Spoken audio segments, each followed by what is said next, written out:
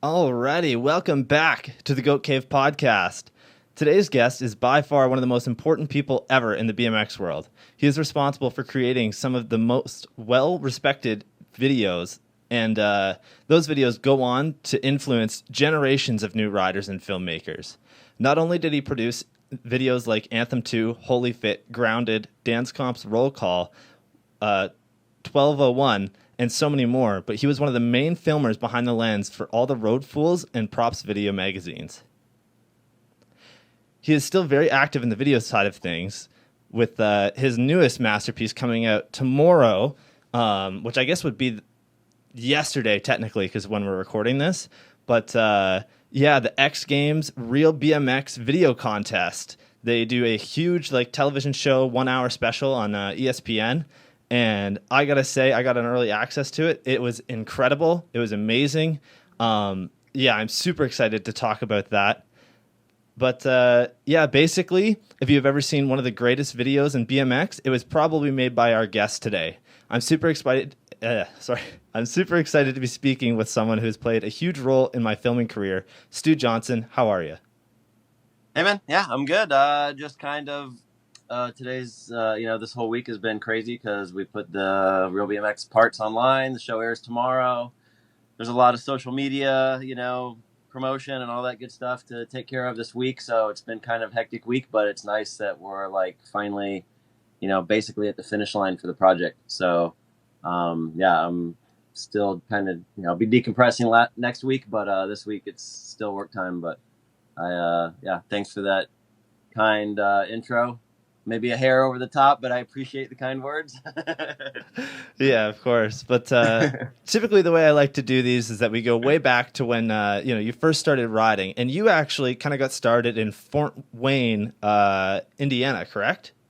Yeah, well, actually, I was born in Indiana. I lived in a small town, really small town called Auburn. Population was probably, I don't know if I had to guess, maybe 6,000 or 7,000 people. And I lived there until I was about 13 or 14, and then I moved to Fort Wayne. But yeah, I mean, I discovered I kind of always rode a bike. All the kids in my neighborhood. I had lots of brothers, and we were always riding bikes around the neighborhood and stuff. So it's kind of on bikes, before I even knew what BMX was. And then I had a good friend and named Doug Colbert, and he was into BMX bikes as well. And his older brother was kind of into motorcycles a little bit too, and bikes, and he actually was probably the first person that ever showed us BMX magazine. It might have been an old BMX Plus or Super BMX and Freestyle. I can't remember what it was, but yeah. So I mean, it was probably age 10, kind of realizing what BMX was, and we cruised around the neighborhoods all the time in Auburn, and then I luckily convinced my parents to let me start racing BMX, and we would drive to Fort Wayne, which was the big city, it was a half hour away. It's kind of like the big city. It's the second biggest city in Indiana, but they had pretty killer BMX track, and locals that were actually, a handful of guys that were pretty well nationally ranked and sponsored and stuff. So that was kind of, seeing, real BMX for the first time was doing that stuff. There was an older guy in Auburn who rode BMX named Jeremy Engel, and he was kind of did it all. He kind of rode flatland, rode ramps. He had a quarter pipe in his yard and could get 6 or 7 feet out of it. And he raced too, and kind of did everything. So that was probably the first person I ever saw that was good, that made me be wow, this looks like a lot of fun. I really, really want to start doing this. And yeah, luckily convinced my parents. My parents both worked in Fort Wayne, which was this bigger city. And the scene in Fort Wayne was way better than it was in Auburn. So I somehow convinced my parents to move to Fort Wayne so I could ride more, and they would be closer to their work, and they fell for it. So yeah, so That's awesome. That's kind of the beginnings of it, Yeah, that is so cool, man. When I first got into riding, I just lived in this small little town of 800 people, and there was literally 3-4 of us that had gotten into it. And literally just take a shovel down to an area and build a little jump, stuff like that. Yep. But I kind of had like a falling out with my mom and like her husband. And I don't know, I was like 13 and I moved away to boarding school to like, London, Ontario, which was way different than, a small little town. Yeah. Especially moving away with like, nobody that I knew at all. Like literally just jumping into this with 40 people that I've never met before. But a big part of that was the fact that like, I don't know, I thought I'd be able to ride my bike a lot more. And I was like, it was really cool. I was able to actually kind of leave the school kind of whenever I would like to and go to the local skate park. And there was some awesome parks there. And it honestly got me hooked on riding. And then when I left boarding school, I moved in with my dad. And that's like really where things really blew up for me. Cause like there was so many local parks around here. Whereas, I don't know. I just feel like it played such a big role. And it's cool to hear that you kind of have a similar thing where you were able to convince your parents to move to Fort Wayne because of BMX and whatnot. Yeah, I mean, it's just, it was just one of those things. I was 13 years old and I was just obsessed with it. I just, like, it's like I'm having a hard time focusing in school because I'm like reading BMX magazines all the time, and it was getting to the point where like my few friends in Auburn that rode bikes, they were kind of getting out of it a little bit. They're a year away from getting their license or whatever, and they just it wasn't their focus anymore. But it's really all I could think about, like.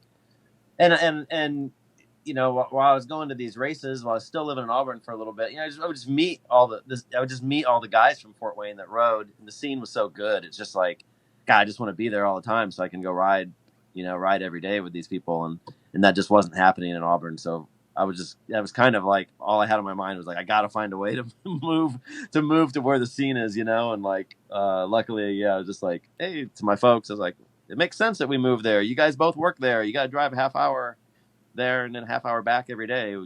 Think about that. And 7 hours each week, you're going to save commuting or whatever. And they're like, yeah, I guess so. And I was like, yes, like I was like, that's so cool though.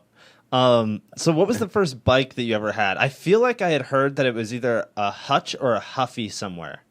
Is that right? Oh yeah, man. I would have had some kind of Huffy. Like, I mean, like I said, I always rode bikes, so who even remembers what the first handful of bikes were there? Probably just whatever Kmart department store, whatever, Yeah.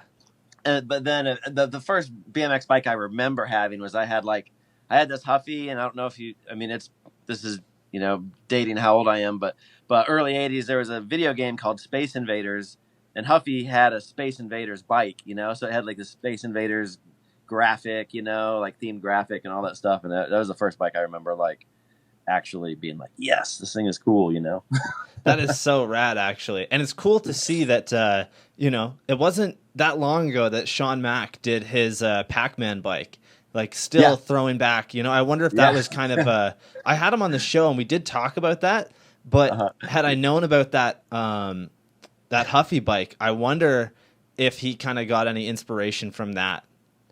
Yeah, could be. I don't know. I mean, I think Sean might be. I'm not sure. I can't remember exactly how old Sean is, but he probably would have been pretty young when that one came out. Yeah, definitely. Or maybe right around when he was being born. I don't know. I can't remember how old Sean is, but I mean, yeah, with Huffy and department store brands, they would whatever was popular, culturally popular. I'm sure was on a bike, It's like if you're a girl, they had strawberry shortcake bikes and Pac-Man and Space Invaders for the boys and whatever, anything to sell, Absolutely. Sell more units. So yeah, that's marketing, right? When you're a big corporation and you can do it, hell yeah, yep. Like it works. Yeah, man. Yeah, I'm trying to think of any bikes that I know of that were kind of like that. Obviously, the General Lee DK bike, but that's yeah, they actually just stopped production of that bike. So kind of interesting to see. Yeah, I kind of didn't even realize that they were still making it after all these years, but yeah, fair enough. I guess someone out there must have been buying it. So yeah. All right, guys, I'll tell you this. You know it and I know it. It's easier to buy bike parts online nowadays. And where better to get them than the one and only Harvester Bikes? That's right. We're talking about some of the best brands in BMX being sold all over Canada from a bike shop who cares about you and your local BMX community. If you've met Ant before, you know this dude puts his heart and soul into BMX. Whether it be with his huge YouTube channel where he builds some of the coolest bikes, or his Wednesday night shop rides that have played a huge role in the greater Toronto area, or the fact that he is shipping bikes all across Canada for the best prices. Harvester Bikes is your one-stop shop for all your BMX needs, whether it be new great quality bikes or parts from brands like Cult, Fit, We the People, Sunday, and so many more, or you're looking for mid-school or old-school parts for your collection. Harvester Bikes does it all. I'll make it pretty simple for you. If you're not buying from Harvester Bikes, you're not supporting the best BMX shop in Canada. Head over to Harvester Bikes today and get some free HVXgoat stickers with your order for a limited time only. Alrighty, so in the intro there, I talked a little bit about Xgames Real BMX Street. So Xgames Real BMX Street, to anybody that doesn't really know what this event is, definitely go and check out every single year of it. I think 2016 was the first year, and all the way up till 2019 is available on YouTube right now. Yep. Yeah, definitely go and check those out. Those are incredible. Basically, what the whole premise is that 6 riders are chosen to compete in a video contest where they pick a filmer, and together they have 3 months to film a 60-second video part with the best clips that they can come up with. So this year was a little different because they had 6 months. But before we get into that, how did you first get involved with X Games Real BMX? Well, I mean, I had been, let's see, I guess probably around 2009-ish or so, I would do an occasional edit for like the ESPN website, the X Games, it probably wasn't even xgames.com then, I don't think. It might have just been like ESPN or EXPN or whatever. But when I worked with props, I worked with a guy named Brian Tunney, and he used to be a pro flatlander, and he used to kind of do a lot of the music clearance for us in props, like just the music licensing, like getting the bands and labels to sign the agreements and stuff. And Brian is, he's worked for Dig, and he's done a lot of work for different people over the years, but he got a job at X Games, and I think he probably must have been the one that was like, hey, you want to do a few pieces here and there for the website, probably, just kind of like cover an event or a little, something here and there. And it was probably, I guess maybe it was like 2010ish. It would have been pretty much when I was done, when props was kind of over with, because I probably wouldn't have picked up the extra work while I was doing props work. But, doing the props work was like my main gig for a while, and definitely my main source of income. So when that kind of went away, I was doing some projects here and there, working on my own stuff. But Brian was definitely a guy who was like, hey, we need content for the website, and we'd like if you did some stuff for us. And it went well. It was, I had a lot of freedom doing it, and then.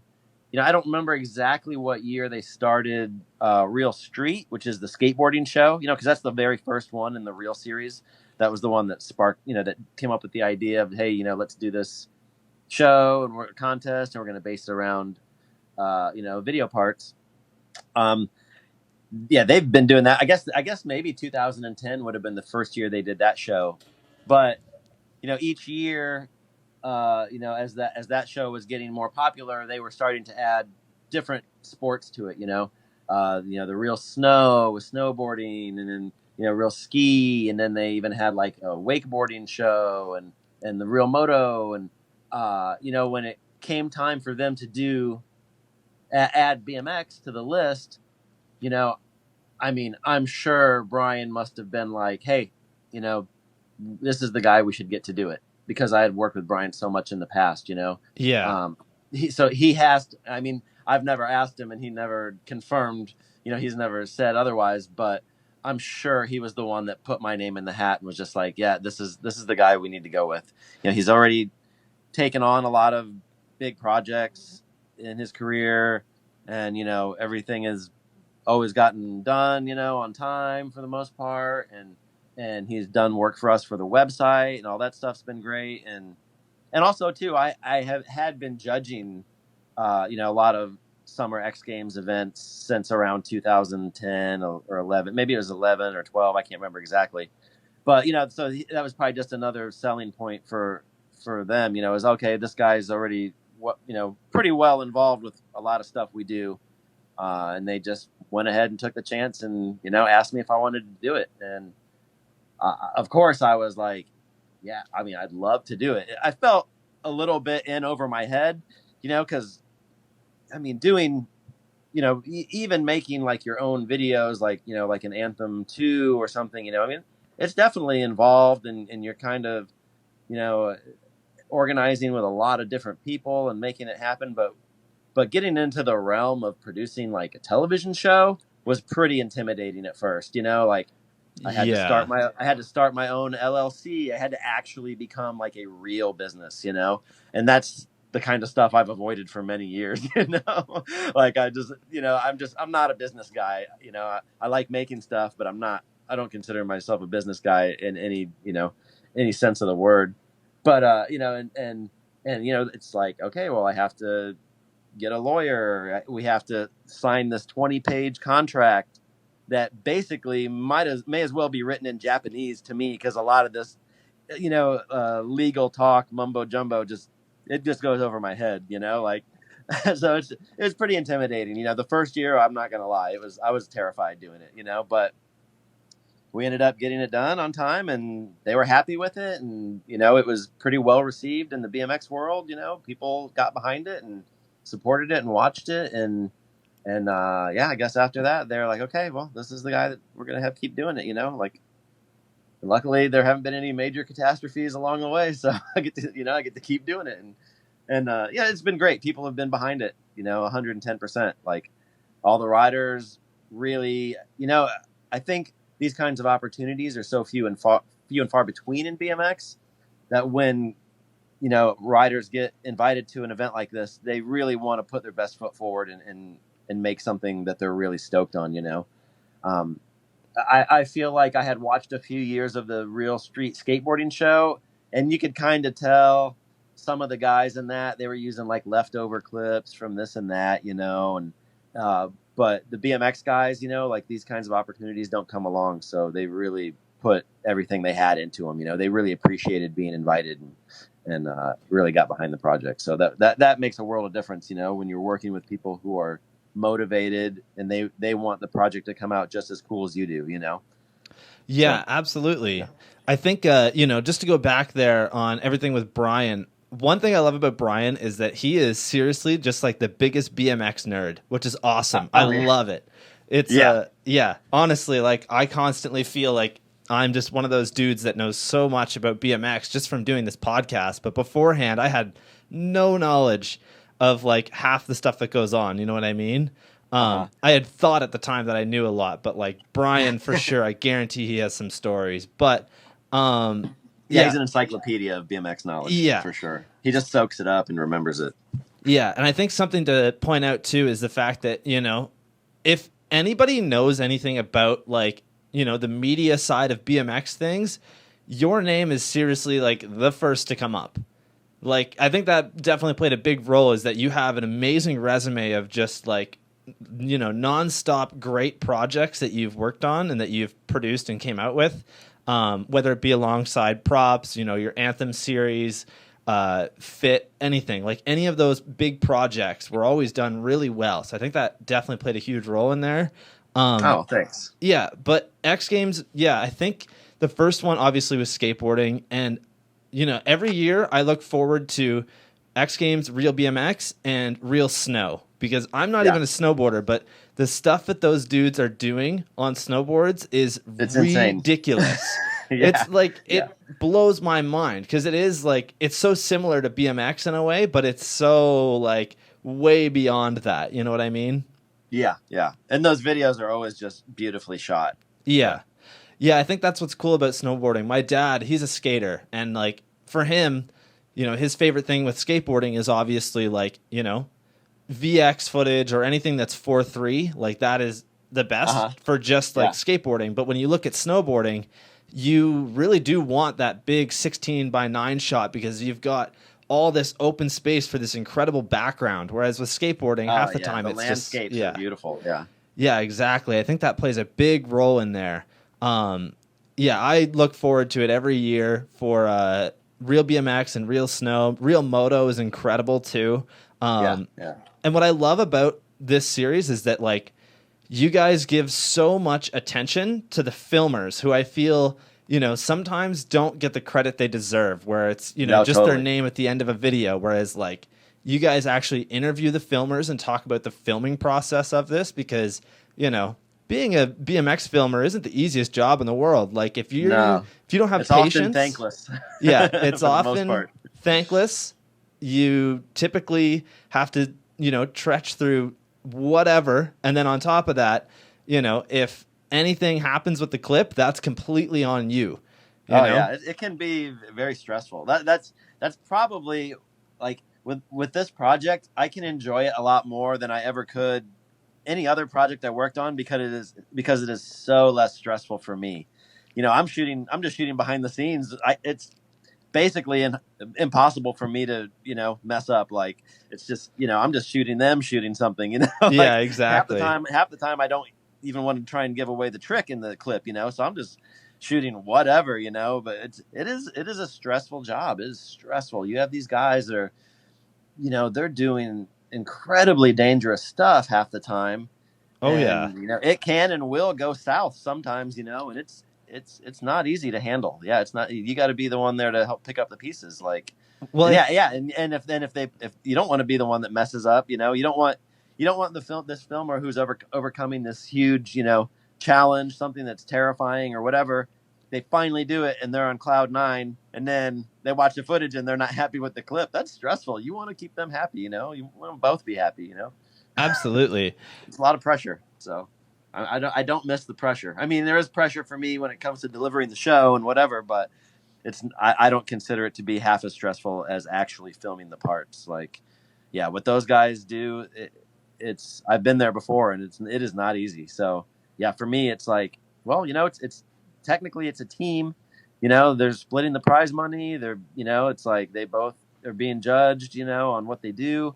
So it's like I definitely want to give those guys some shine time, like for sure. Yeah, absolutely. And like a good point with that is that, you can get the best rider in the world to go out and do all of these tricks, but if you have a filmer that doesn't know anything, that video isn't going to make the finals. Like, no, it's a big part of that, is just the video side. Yeah, it really is. Yeah. And it's something that a lot of people don't necessarily think about, because it's not in their face, like so much like, oh wait, there's some guy behind this, that's actually, right. Making a lot of decisions, Yeah, so absolutely. It's cool for them. It's cool for them to get recognized, yeah, it's just the way, it's just those guys, it's a team. So we want to show everyone's hard work. Yeah, exactly. So something you kind of mentioned there a minute ago was, oftentimes these people are doing some incredibly dangerous stuff. And I think a good, point with that is the crash that Nathan Williams took this year in the process of filming him. That crash is so brutal, like literally just, body bagged and yeah, very, very dangerous. And I think something to kind of point out there is like, for the people that watch BMX and know BMX, it's definitely like, it's not as scary. But like, if my mom was to watch that, she would be fucking in tears, like crying, Yeah. And I do think it's important that we show the kind of stuff that people will go through just to get a clip, But was there like, of course, you don't want anyone to get hurt, but when it happens, that's part of the story. Is we're trying to get people to realize how much work goes into these video parts, because it's easy to watch them and be like, oh, hey, 90 seconds, they just pulled a bunch of tricks. That was cool. I bet they had fun filming that. They probably did it in a week, and you're like, no, man, it's an unimaginable amount of work that goes into these things. And we want to show the highs, but we also want to show the lows too, just to, because out of respect for the amount of work that goes into it, we don't want to say, oh yeah, look, we're extreme, or Nathan crashed, we're just like, and it's in the title, Real BMX. We're just trying to show what really goes into these things. And And it's a lot of work and a lot of blood and sweat, tears, and that's exactly what we want to get across to the people watching it. We're not trying to glorify crashes or any of that, but we want people to know how hard these guys work. And they do. The Nathan one was terrible. It's one of the worst crashes I've seen in quite a long time. Yeah, absolutely. Luckily he's tough as nails, and he walked away from it, and fairly beat up and rattled. But it could have been much worse. But that's like in the show, it's like Pete says, that's how Nathan rides. Like every other day he rides with those kinds of consequences. And it's, you just have to watch something like that and be like, wow. It has to, you can't come away from it with any other feeling of like any other feeling than like, wow, I respect that amount of drive and that work and that passion to put into a project like that. Yeah, you have to love it to do that. No amount of money is going to make you put your neck on the line like that. Like, yeah, absolutely. You're doing it because it's something that you love with all your heart, and that's what video parts are. People, they put their heart into it. So it's just, we're just trying to mirror that and show it to the general public and other BMXers. Because I think it's like we said, you just see the polished, finished video, and sometimes it's hard to realize what all went into it. So that's what we want people to realize. Yeah, of course. So something I just wanted to mention is like, I wonder how it's going to be taken by the viewers. I feel like Nathan is, of course, going to get called out by people for not wearing a helmet, but at the same we get that time, every year. Nathan doesn't. Every year someone makes those comments on social media or whatever. Like, oh, of course, and that's just part of it, right? Like, I think anybody that isn't in the industry kind of just thinks, well, why don't you wear one? And at the end of the day, it is kind of like, yeah, why don't you wear one? But at the same time, like, it's their personal choice. It's their personal thing. And like, it sounds so dumb, but like, I totally understand when people say like, it doesn't feel right for them. Like, it sounds dumb, but I do get it. Yeah. It's like, I mean, if I had my choice, I would love to see everyone wear their helmet, but that's not my decision to make, Oh, of course. It's, these guys are, they're grown, they're adults, and they get they'll do it the way they want to do it, and that's, I support them in that decision. I mean, like I said, I would prefer they would wear helmets, but I don't ever ask them to. I don't, I suppose we could probably make it mandatory or something, but that's not how they do it, like, so I leave it up to them. They're adults and they can decide what they want to do. It's absolutely. I think a big part of that too is that like, that's what makes BMX so rad, is the fact that like, there is no rules. Like, you don't have to wear a helmet if you don't want to. I mean, that's probably why a lot of us got into it. Oh, like, of course. Like I said, I like growing up. I grew up in a small town in Indiana.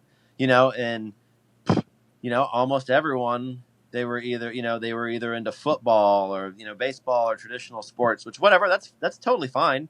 But it wasn't anything I was interested in. I wasn't interested in wearing the same uniform as everybody, and wearing, just having to follow all those rules, and I loved BMX because it was just freedom. It's, hey, I'm just gonna get on my bike and walk out the front door and pedal around wherever I want to, and if I feel like riding, awesome. If I don't, that's cool too. Like, I don't have to be at practice at a certain time, or I just didn't identify with any of that stuff. So it was just all about, man, this is cool. You do it how you want to do it, and that was what attracted me to it. Yeah, of course. So let's go back there on X Games Real BMX. So each year, 6 riders are picked. How are these riders picked? Are you involved in that at all? Yeah. I mean, I'm pretty much the one that will come up with the invite list. Basically, you'll have, I mean, of course, you'll have the guys who are just like undisputed guys in the top. There's like Garrett, there's Nathan, there's like, I mean, unfortunately, it's like we only get 6 invites. Well, we could do it. They leave it up to me to decide how I want to do our show. I can invite either between 6 and 9 people, but I would rather keep it at 6 because when you get up to 9 people, it's like, first of all, it's not easy finding 9 capable filmers. Like, it's that can devote the time needed to this, and at the level of quality that is required. And I like to keep it simple, so I go with the 6 invites. Because if you have 9 guys, there's less time in the show for them to get shine time. The parts have to be shorter. It's like I would rather have 6 people who can just, and the pay gets smaller too. Because you only have so much budget to work with. Oh, of So course. for me, it's like I want to make the best quality product we can. I want 6 guys who can make 90-second videos that are just awesome, and they can focus on it, and I can pay them enough to where it's worth it for them to do it. Like it's worth it for them to put their time and effort into it. If you watch, like I said, like the real the skateboarding ones, a lot of those are the 1-minute parts. I feel like those are over before they're just even getting started. Like you're just starting to get into the swing of watching the video, and then it's just over. So for me, and we're not allowed to go over 90 seconds, but I would much rather have 6 teams and just have it be better quality, like more time for them, more they get paid better, and they can just have more time in the show and just really get the recognition they deserve, instead of just like, oh, here's a couple minutes in the show, on to the next team, because we gotta we don't have much time. So but yeah, it's like basically I'll make a list. I mean, there's always the list in your head of like, okay, guys like Garrett Reynolds, it's undisputed, he's one of the best video part filmers of all time. So I always have a list of guys like that, that I'll look over, and a lot of it will just be like, well, how have they been? What's the last year of their last year been like? Are they still riding a lot? Are they still productive? Are they still putting out good quality content? Like, are they still into it? Like, are they not? Some guys might be burned out, or and there's a lot of stuff. When you travel, you see people, and you talk to people, and you might just be like, oh, you can kind of tell someone's burnt out or whatever. So you want to get guys that like they're into the project. You always want to have a good mix too. You want to get 1 or 2 like veterans, well respected guys. You want to try and get like a younger guy and they're up and comer. You want to try and get maybe a wild card, or someone that is gonna get the invite, and they're gonna be like, oh my God, I cannot believe I got invited to this. Like they would have never in a million years guessed that they were going to get an invite to something like this. So they're going to appreciate it and really put a lot into it. And those are some of those are guys that are like wild cards. Like the first year, we invited Colt Fake to the show. And I remember when we put out the list of invites, I remember seeing a couple comments on whatever social media or something, and people were like, oh, why'd Colt Fake get an invite?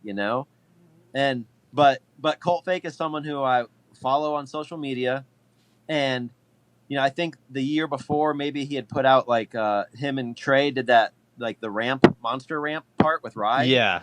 I think Daryl Taco filmed it, and you could tell Colt was just going for it.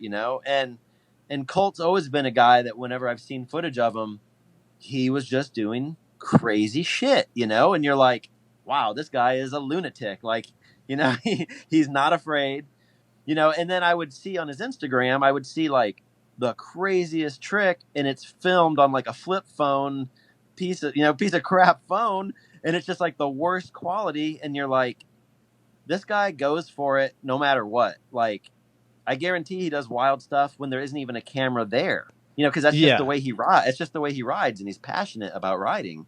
And if he's going to do something, he's going to do it full bore.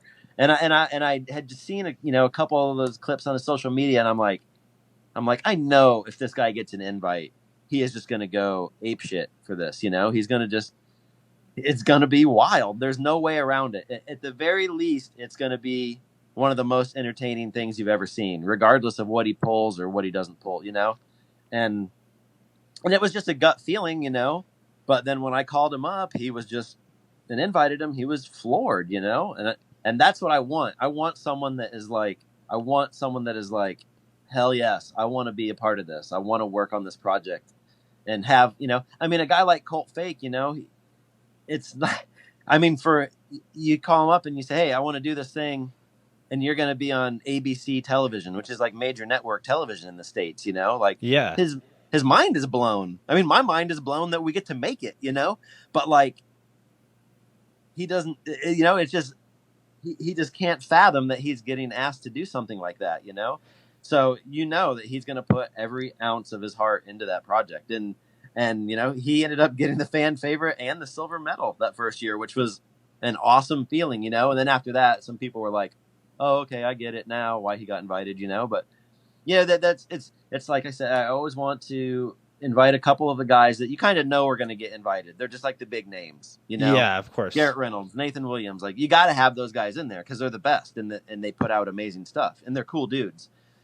But to also, you know, have a variety to where you have someone that maybe people have never even heard of. Some people, you know, like you got to have that underdog in there too. Because I mean, like, who doesn't love a good underdog story? You know, like even if they don't win a medal, it's still cool just to see them be involved because, you know, not and this is for a big motivational factor for that is for the people that watch it at home or for the kids, you know, like they can, you know, maybe there's a kid who's interested in BMX and you know, they want to get involved or they want to do it and you know, and they don't necessarily want to enter a big summer X Games event in a stadium. Because that probably looks so unattainable, you know? Like, yeah. Oh, a stadium with 10,000 seats and, you know, 50 cameras pointed at you and whatever, you know? Like, I don't think that's something that many people can relate to.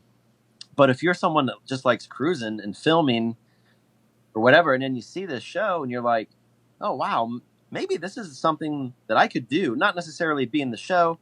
I mean, but there is that chance, you know? But like, just showing that you don't have to be a big name and have all these crazy huge sponsors to be someone that can contribute something awesome to BMX. You know, you can be, you know, the dude down the street, but you know, if you've got the passion, you can do crazy stuff and, you know, film it and make videos and people will take notice. And that's a big part of BMX too. Not everyone's sponsored and gets all these travel budgets and, you know, famous and whatever.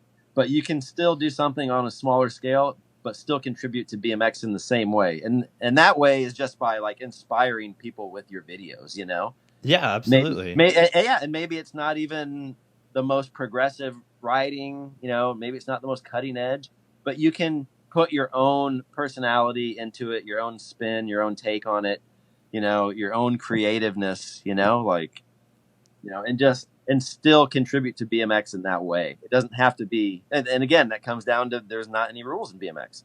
Do it the way you want, and you know, and have your personality come through in the project that you make, and people can take notice because that stuff's just as important as the big name guys, you know, like who are doing, you know, the most progressive tricks.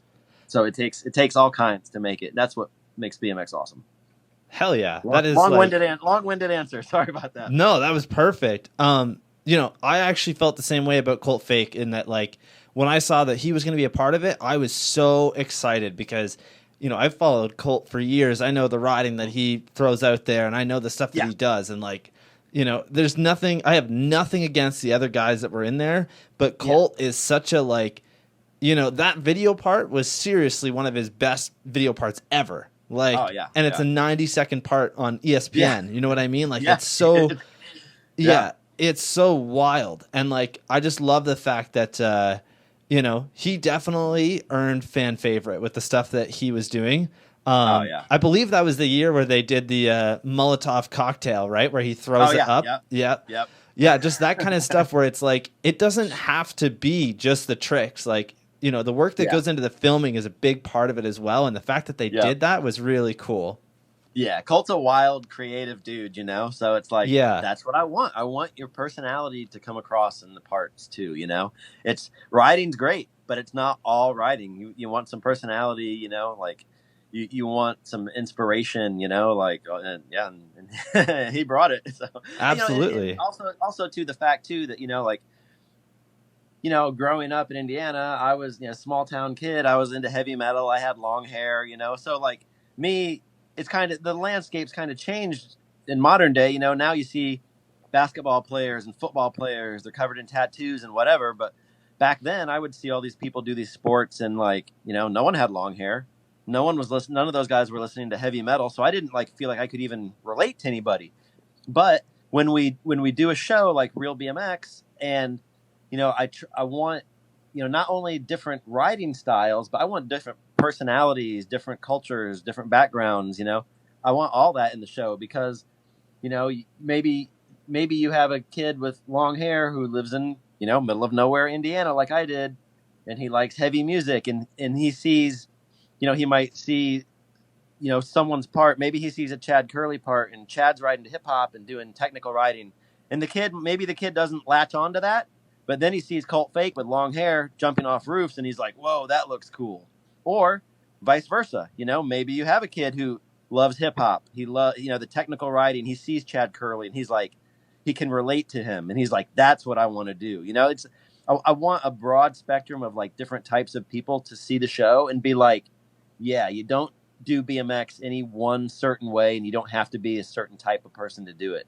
You can be anything and do it any way you choose, really, that it's for everybody, Yeah, absolutely. And you mentioned your music taste and whatnot, and I'm a huge fan of music, and I know it's kind of off topic here, but in your interview that you did, I believe it was last year with Brian from X Games, and it was for Real BMX. You were wearing yep. You were wearing a Descendants shirt, and the Descendants are one of my favorite bands. So nice, yeah. I always have to say they're my favorite band of all time. I don't listen to them as much as I used to growing up, but I still love them, and I'm like, they have to be my top favorite band of all time. Yeah, in the far right corner on my screen today, I actually have a Descendants album put up in my record cabinet, showing that off for you. So nice. Yeah, I figured I would do that. I know that you're a big Descendants fan. Oh yeah. But yeah, let's go back on wild cards here. So this year's wild card was 100% without a doubt Julian and his filmer Daryl Taco. So Julian's story is amazing.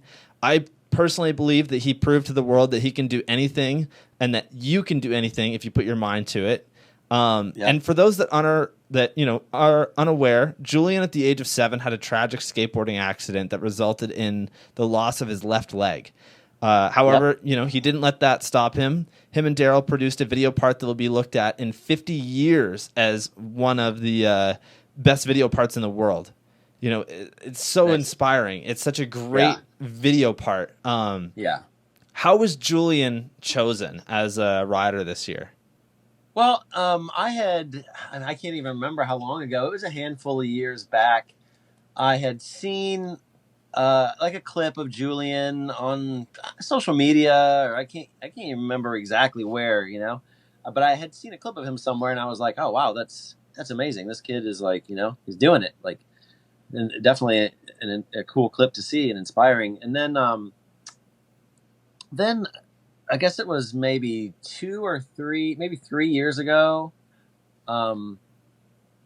Dig had done a little piece on Julian with Fraser Byrne had produced it. They did it for Red Bull, and Fraser had gone to Columbia and interviewed Julian's father and interviewed Julian, and I saw that piece. And it was very moving, it was emotional, and it told the whole story, and I watched it and I was like, wow, I was pretty, inspired by it. Definitely. And I thought, I was like, wow, this kid he's really something special, and you could tell Julian was good then. This was a few years ago. And I was following him on social media, and every time I saw clips of him, I'm like, wow, this kid's really, it seems like a cool kid. He's inspiring, he crushes it. And then he had posted, when you watch Julian's Real BMX part, you see the crazy wall ride he does, and then he smashes his face at the bottom of it. Well, that clip was actually on his Instagram like a year and a half ago or something like that. And I had seen it, and he pulls it in his Instagram. He pulled the wall ride. Whoa, that's wild. Yeah, he pulls it. He just barely pulled it by the skin of his teeth, but it was amazing. I saw it, and I was like, I was just blown away, already inspired by this kid, but then just seeing the level that he was willing to take it to, like that he wasn't afraid to go for something, pretty big. Like that's a wall ride where just about anyone says they're going to do it. And you're like, okay, yep, that's a clip. Let's film it. That's good. Like it doesn't matter who you are. It's a killer wall ride. It's a huge wall ride that I think huge. The average pro nowadays would take a few run-ups at that and be 100% scared. There's a couple pros that would throw down on that. Nathan Williams would definitely do tricks out of it. But at the same time, this is Julian. This is Julian with one leg, and he is fucking showing to the world that he is a better rider than anybody would ever expect. So I saw that clip, and then that was when I said, I'm like, you know what? This kid is like, he's already got the heart, but now he's got the heart, but he definitely has like the skill, and he's brave. And again, if someone's willing to film a clip like that for their Instagram, they're definitely gonna go for it if they get the opportunity to film a real part for something like Real BMX. So as soon as I saw that clip, I'm like, okay, this guy's like at the top of my list for being an invite on the show, because I knew, we want these guys that are gonna put a lot into these parts and work really hard at them, but we also want to have someone that's not only gonna make a good video part, but they're also gonna have a good story, because we're making a television show, and a lot of the, there are a good amount of people that watch the show that aren't BMXers. So we want these behind the scenes stories to be interesting to them. We want people to be moved and, like really be entertained, and, watch the show and feel like they're watching more than just some bike tricks, So the Julian thing was like, it was the no brainer, and it was that gut feeling that I'm like, this guy, whatever he puts out, it's going to have a ton of heart into it. And it's just going to be, entertainment. It's going to tell a great story, and it's going to inspire people. So I was like, we got to put him on the show, Absolutely. And I got to tell you, man, Julian has my vote 100%. I voted on my computer, on my phone, on my laptop, on my girlfriend's computer, on her phone. Julian, 100% to me deserves fan favorite, just because of the incredible, story behind it. Like, and the tricks that he was doing, you can't deny that is incredible. Like, I saw a comment somewhere saying that they weren't going to give him a vote because half of his part was crashes. When I looked at it as like, but that tells his story so well. You know what I mean? Like, just because half of his part was crashes doesn't mean anything. Like, at the end of the day, he still went for those. He still pushed for that. He still put his heart and soul into this. And you know what? At the end of the day, I think if you have ever filmed a video part, you would know that there is a trick that you're going to go for that you will never get, or that is going to haunt you. We all have that. Like, as somebody who's filmed full-length videos, 100%. Like, Julian has my vote. What an incredible part. And I think Daryl was the perfect filmer for that. So huge shout out to you, Daryl. I know that you were planning on listening to this. So nice. Yeah. Daryl killed it, man. He crushed it. Julian, I mean, it's kind of the people's champ, I mean, it's just like, again, like I said, everyone puts out amazing progressive video parts. They all kill it, but you just can't watch that part and not be moved by it, Like, absolutely. It's so inspiring. And at the end of the day, you can judge the show, you can judge the parts all different ways and stuff, which is fine. Everyone has their own opinion, but it's like, that's at the end of the day, video parts are made to inspire. That's why you watch them, because you want to get inspired to go out and ride yourself or go out and do something, and it's like, I don't know if you saw, but Matt Hoffman posted about Julian's part and said, "This is my new hero." Like you can do whatever you want. You can't. There are no limits. Like, and there you go. Matt Hoffman, who's probably one of the most inspirational people of all time, is drawing inspiration from Julian. Like, that's Matt Hoffman. That's not a small name. Like, that is literally the king of fucking BMX. Exactly. Yeah. So I mean, that just right there speaks volumes about just again. It's not necessarily just about the tricks. It's about the heart you put into them, and people can see that, So it's pretty moving. Yeah, absolutely. So let's go back on some stuff about Real BMX. So what are some of the requirements for a filmer of Real BMX? I know that we kind of went over, they've got to be able to really finish up a project pretty quickly, especially with the time limit that you guys have for it.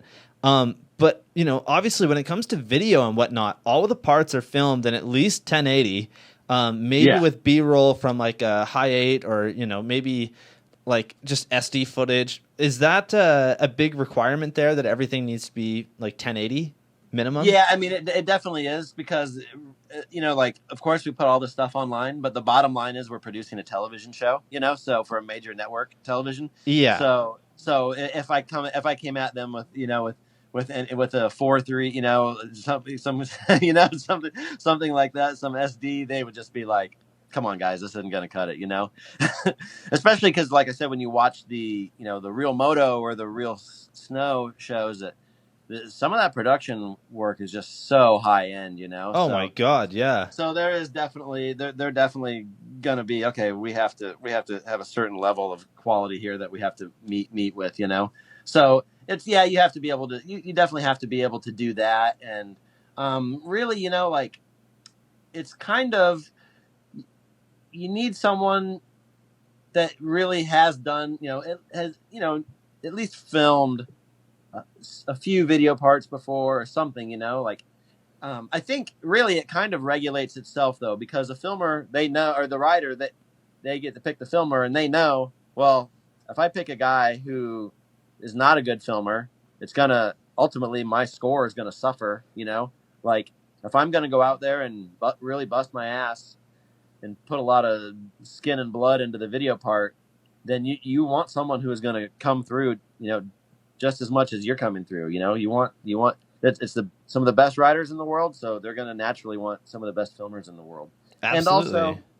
And also too, it's like, I mean, the filmer, how important that is. It's like, you need a guy who's going to motivate you on those days where you're feeling sore and you probably don't even want to ride, but you want someone that is going to, that they're going to film your trick in a way that does it justice, and that gets you that much more psyched to ride. You can focus on the riding. You let them handle what they need to do. You don't have to worry about your filmer, because it's someone who's a professional, or not necessarily professional in terms of they do it for a living, but professional in the terms that they're going to make a great product. They're going to make a great edit, and also too, with the time frame, it is a little different. It has varied a little bit. The first year, it's like we didn't get a lot of notice before getting the show, and then when they wanted it delivered. So the first year was rough. It was like a 3.5 month time frame, I believe, and that's brutal on the riders, because you need to have time to, everyone's going to get roughed up and hurt filming, so you need to have time to recover and kind of get your motivation back or whatever, like, you don't want to be just fully burnt out. But the first year was rough, then the other years we kind of, I try and plan for it a little more ahead. I'd ask X Games, hey, were you guys happy with the show? Do you think you're going to want to do it again next year? And as soon as they said, yeah, we want to do it again next year, I would start planning, because I wanted to give the guys as much time as possible to film. Absolutely, yeah. Yeah, so I think the second year, I don't remember, it might have been a little more, like 4.5 months or something. But the past 3 years, we've basically had like 6 months to film the shows, because I just want the guys to not feel rushed, and ultimately you're going to have a better video when you have more time to do it, Oh, of course. Especially when it's 90 seconds. Sorry to interrupt there, but yeah, exactly. And some of the teams, it is harder because the guys live in separate countries or whatever, so they have to focus a little more when they're actually on those trips to really push. But for me, it's just, I need time to go meet up with all the teams and film behind the scenes and interviews and all this stuff. So 6 months, it's a lot better for everybody. They have a little more time to think and put together and not feel so rushed. But the thing is, you're only allowed to have, it's just you, the writer, and the filmer. There are no one else is allowed to contribute filming, and that's kind of my rule. I didn't like that. I would see that on the other shows. I would see they would have credits at the end, and it would say additional filming, and be listing 3 other guys, and I'm like, it's a 90-second video. How much footage are you taking from other people? It's not really fair because you're getting the prize money, as a filmer. Like, I just wanted it to be strictly the filmer and the rider. That's the team, no one else. So I tell them, I'm like, hey, no one else can contribute footage. If you want, you can put a camera on a tripod and someone can press the button, but that's it. Like, other than that, you're the only one touching the camera, setting up the shots and whatever. But, if you have, let's say, you were to pick a filmer and it's a guy who, you're kind of taking a chance on, and he bails on the project, well, you're screwed because you can't take the footage you already have and start and give that to another filmer and let him finish it. That's such a good point, actually. Yeah. So basically, when you're a rider and you're picking a filmer, you have to have 100% trust in this guy that he's going to see the project through to the end by himself. Like, so, I mean, that's probably why you're just seeing guys that are just, we kind of do get a lot of the same filmers in there, but it's because they're actually dependable. They do this a lot. Most of them are pro filmers, and their riders know that they can count on these guys to get the job done the way it needs to get done for the project. Yeah, of course. And I think to go back on the underdog story, Ben Norris this year was definitely the underdog filmer, and wow, what an incredible part! I actually really loved Lewis Mills' part. The music, the editing, everything about it was seriously just so good. They explain at the beginning that they're lifelong friends and they met in kindergarten. I think a good point to put in there is that, like, as a rider or a filmer, I lost you there for a second. Oh, sorry. No good. Still a little sketchy. Sorry. That's okay. Do you want to restart the call? Okay. No, it sounds okay now. All right, cool. So we're gonna start the question over again if you want. Yeah, that's okay. I can just edit it later, but cool. Yeah. Before Lewis' part starts, he and Ben explain why they're Before Lewis's part starts, Ben and him explain that they are lifelong friends who met in kindergarten. Would you agree that filmers and riders who have been lifelong friends make the best video parts because they know each other so well and that they can trust each other throughout the entire filming process? Is there any downsides of having your filmer be a super close friend? That's a good question, basically, you're probably not going to have any surprises when you're working on the part, like if you're someone, those guys, they work so well together. They're on the same page, I think it's really cool that video has its own distinct vibe, It's definitely very different than all the other videos in the show, and that's great. Like, we want videos to, we want the personality to come across in the videos, and I think that one, if you've ever met Lewis and hung out with him, that video is like 100% him, It's got some humor, it's got the dance music, like, so I think, it's like anything. It's just, different personalities can get along great, and at certain points they can clash or whatever, but the good thing with that is that they each knew exactly what they were getting into, like I can't imagine there being many surprises. Like, they obviously have a great working relationship. Ben does a lot of Lewis's projects. They all come out great, and they're both like, they're just on the same page. So yeah, as far as I'm concerned, it seems like it's just like a win-win, and probably hard to go wrong with a situation like that. Yeah, absolutely. I'm just playing the video part for everybody on the stream at the moment. But yeah, it's so cool that, like, the music was such a big thing for me because typically you don't hear dance music when it comes to BMX stuff, at least for the most part. But the fact that they pulled it so well, where, like, I was watching this part, like, literally for the past week, every single day, at least 3 times a day, because it's just it fits so well. And I think that the fact that it's only a minute and a half really adds to that, because, like, you don't get sick of the music. I find that, like, dance music is pretty repetitive, and for a 4 or 5 minute part, obviously it's not really going to feel right, Yeah, it'd be kind of rough. Yeah, exactly. Yeah, plus that song, it's like, it doesn't like super kick in till about 30 seconds in. There's about 30 seconds of just kind of a atmospheric, whatever.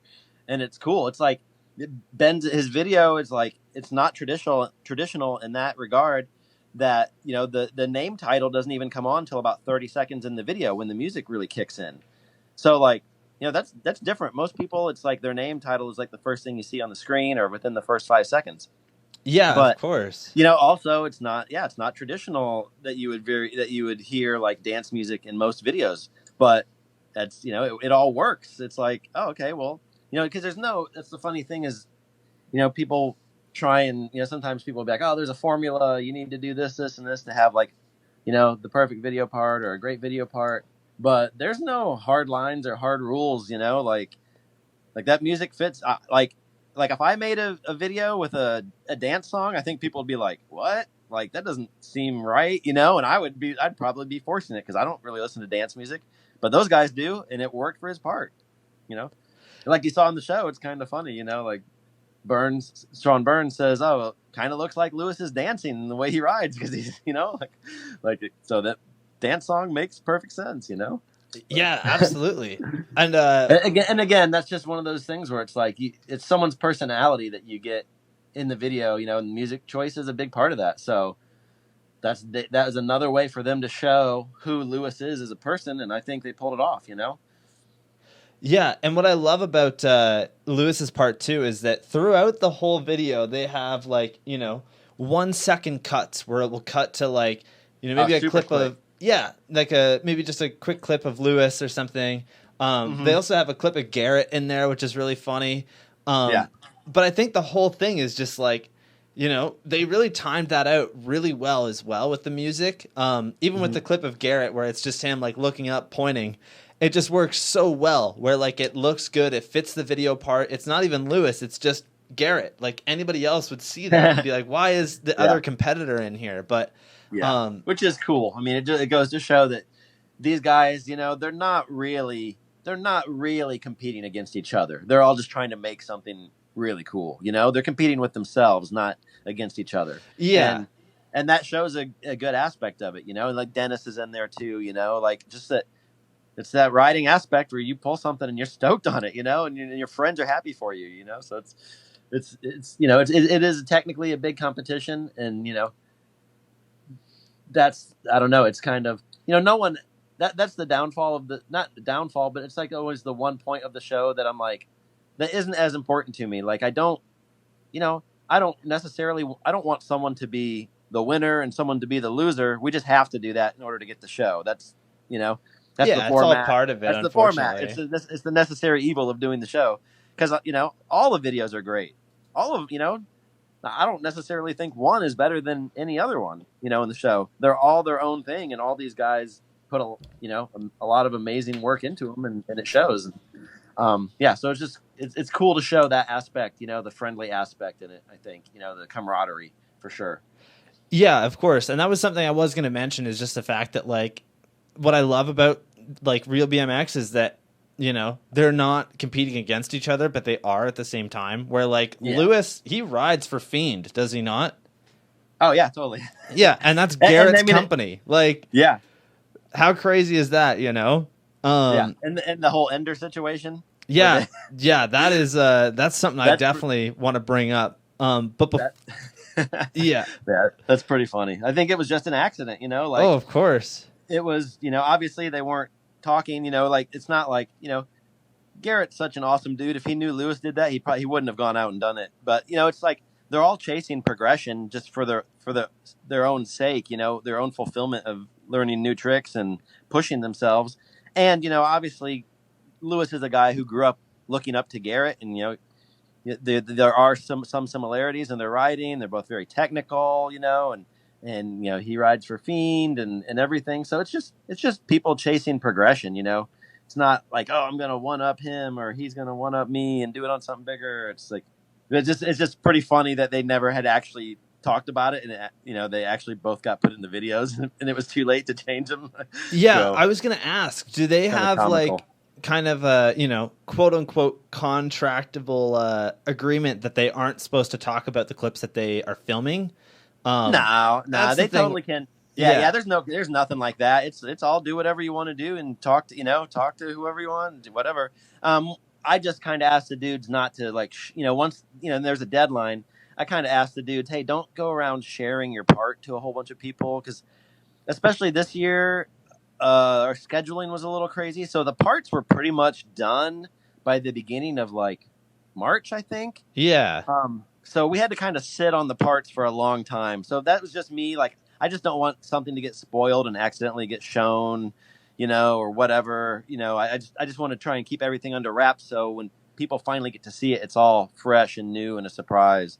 The guys are going to definitely show their friends and whatever, and that's cool while you're working on it, But I did as much as I could. I asked them to, hey, once the edit's done, kind of keep under wraps as much as you can, But yeah, they're free to talk about it and have other people out filming while they're filming, or do whatever they want. Really approach it however they would approach any normal video part. I think it was just they hadn't for some reason hadn't talked in a little bit, and that topic never came up. But yeah. Yeah, of course. That's it was so funny to see that, especially because I watched like all of the parts the day that it came out, and it was something that I honestly didn't see the first watch, and I only watched them once, and then I went and once you sent me the link to the full episode, I watched that, and that was like instantly, that was something that I think Calvin called out, was that they both had the same enders. And that's it's a tough situation, especially with Garrett doing it on a setup that, no offense to Lewis here, but the setup was like 5 times the size. And that's just Garrett. It was pretty big. Yeah, that's the thing. Yeah. It's just Garrett. That's just how he does things. Oh yeah. And it's just they're both doing something that is incredible, and that's something that you just don't see. It just happened to be that they both did them for the same contest, by accident. Which is both impressive, no doubt. But yeah, unfortunately for Lewis, Garrett's was done on a little bit bigger of a setup. But it's one of those things too. You can say, "Wow, well, Lewis's was crazier because it had to be done faster." Like a smaller setup, right? Or you can say Garrett's was crazier because there was more danger involved. Yeah, exactly. They're both awesome. So it really is just however you want to look at it. Yeah. So I would love to talk about the fakey truck clip that Lewis had in the beginning there, where Ben had edited it, where the first clip is Lewis just doing, a warm-up full cab down the spot, and it's him filming from the top. And then the actual clip is the fakey truck down the same spot, but it's filmed with fish at the bottom. Now, this is something that, for me, when I filmed my latest video, Space Goats, like our full length, I only used one camera, and that was the HVX 200 that I own. And that was done for the entire video over the course of 3 years.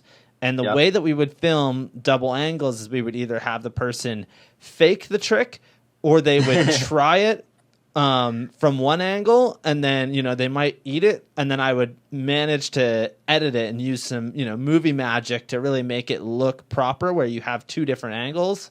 Yeah. Now, this one obviously was caught pretty quickly. That was one where I spotted it almost instantly. Yeah, I think I did. I don't think I caught it the first watch, but the first couple, I was like, "Oh wait, yeah." Yeah, I wonder, was that kind of anything that maybe filmers should stay away from? And in that situation, it's hard because Lewis is such a great rider that there's no doubt in my mind that they set up. He did a couple half cabs down it, and then probably full cabbed it, and then right after that, probably did the fakey truck, and that is it's impossible to get 2 angles because you're not going to ask the guy to do it again. At least most of the time, you wouldn't do that. Yeah, it's an interesting one, and I'm not sure because I haven't talked to Ben about it. It could be, it could be a couple different scenarios. Maybe it was, maybe he just kind of didn't really think about it, and didn't really make the cut as quick as you would have needed to if you wanted to make it look like it was 2 angles. Yeah. Or maybe he was just like, hey, I'm cool with it being the 360, the full cab down the set. Maybe I don't, some people might not want to have that illusion of them doing that same trick twice, So yeah, exactly. Yeah, so I'm not really sure, if he was just like, yeah, I definitely want it that way, or if it was just kind of an oversight. I couldn't tell you. That'd be up to him to let us know. But I mean, it's one of those things too. Again, though, it's there's no necessarily right or wrong way to do a video. If that's the way he wanted it, then that's the way he wanted it. Of course, you are getting judged on it, so the judges might see it differently. And a couple of our judges did see it differently. That's something that they were like, oh yeah, would have had him do it again the second time from a different angle, or not use that or cut it sooner or whatever. But only Benny knows if that's what he wanted to do, and maybe he did. So I'm like, okay, well, that's cool. It is what it is. So we'll just take it at that, and let it go. Yeah, of course. I mean, it is a thing. It's like it's not everyone has two camera. I'm pretty sure Ben only uses one camera to film. Maybe he does have two. I don't know, but yeah, that's the way he turned it in. So I'm gonna assume that's the way he wanted it. Yeah, of course. And then also with the restrictions on filmers, right? Like you can't have another person film an actual like shot of that. It would have to be a tripod from the top, which yes, if it was, 4K camera, you could probably get away with cropping it and having the actual like, using the editing software and whatnot. Yeah. But yeah, I don't know. I think they definitely did a good job at like, to the normal person who just rides, doesn't pay too much attention to videos, definitely would have immediately passed those people by far. But I think that for me, it was something where like, I've filmed full lengths. I pay attention to videos. I look at the filming and editing so precisely that I caught it almost instantly. But it still wasn't one of those things where I was like, I wouldn't do that. It was one of those things where I literally just said, oh, that's kind of cool. They did that, Yeah, and Ben's approach to filming it definitely is a more traditional VX type of filming. He's not out there trying to run with a huge camera stabilizer and do this and that. So I mean those are the kinds of videos I think he appreciates. That he enjoys. That style. Definitely kind of like like Tony Ennis style filming. So that's great. It's like again, you don't have to do this riding or filming any one particular way. You do the way that speaks to you and present that to the world, what you enjoy, and that's obviously what Lewis enjoys too, or else he wouldn't have picked Ben, Yeah, of course. So yeah, it's cool. And it's good. You don't want 6 videos to look the same. You don't want the same riding and the same filming in all the videos. So I can appreciate that difference in style. In production and riding, because it's again that's the cool thing about BMX is it's so individualized that you want everyone to show what they're into. It shouldn't all be the same. It'd be boring if they were all the same. Yeah. So let's talk a little bit about the judges and the hosts every year. So the first year was 2016, and you guys had Crandall host, of course. Perfect first host. Crandall is. He is literally like when you think of a BMX like host or an announcer or anything like that, instantly Crandall like fits it perfectly. But also, Steve's a guy. I just have a long working history and personal history. We've been almost best friends forever, and just having him the first year, I was like, all right, let's do this, man. Let's give it a shot. It's kind of funny though, because after we did it, and Steve did a great job. And it's not his fault, but it's a totally different realm than what he's used to, Where he shines is being able to just be as free as he can on the mic, say whatever he wants, no matter how outrageous it is and vulgar, that's just him. He does. It's hard to take someone who's a wild talent like that and put them in a box. Okay, you're basically going to say this scripted line. We're on TV, and you have, we got to nail it within a few goes. And there's so many, restrictions and confinements for him that it definitely wasn't his cup of tea, but he did a great job considering the circumstances, Oh, of course. And then the judges that you had for the first year were Brian Chakinski, Mike Escamilla, Tony Hamlin, and then I'm forgetting one more, and I feel so bad. Jeff Z. Yes, Jeff Z. Yeah. And what I love is that Brian has been a judge in a couple years of it. Brian, this is his third year. This is his third year. Yep. He did the podcast about 2 months ago, and it was honestly one of those things where I was so nervous going into it, but Brian is such a friendly, nice dude that like I had such an amazing conversation, and he honestly does keep up with me. Like he'll send me messages from time to time, and I find that so crazy just because like this is a huge pro rider, like one of the top 20 pro riders in the world. And this dude like, you know, actually cares about the stuff that I'm doing, and that's so weird to me. Like I know it sounds dumb, but like it's just so cool. Oh no, Brian's a great guy, very personable, you know, and he loves BMX and he loves everything about BMX, you know, and he knows that like, you know, you really, you know, people that, especially if you're, you know, someone like you, they're wanting to do a podcast with him. He appreciates that. Oh wow, this guy wants to hear my opinion. He's, you know, he's interested in what I do, and Brian reciprocates that, you know, like he's very personable, and like anyone could go up to him on the street and just start to have a conversation with him, and it would be a great conversation, and he would have no problem with that whatsoever. You know, he's very relatable dude, and just like down to earth, and and for me, like the big thing, you know, obviously Brian, his riding history speaks for itself, more than qualified to be a judge, you know, but he's also the guy who can really kind of break it down to the person who is not a BMXer and help them understand what they're watching. You know, he really he's really great in that regards, you know, and that's something I think that he's always been really good at in his whole BMX career. He wants to see BMX get bigger and better, and he wants to draw people into it, you know, and he wants to show them how awesome it really is, you know? So he's a huge asset, when it comes to having a judge like that can really break it down for your average person, you know. They can be like, oh, that made sense what he told me, and now I kind of understand what I'm watching. Yeah, but great dude. Yeah, just a great dude all around for sure. Yeah, and then Escamilla, of course, you know, legend in the BMX world. I had him as my first like real big name guest on the show. Yeah. And that was good.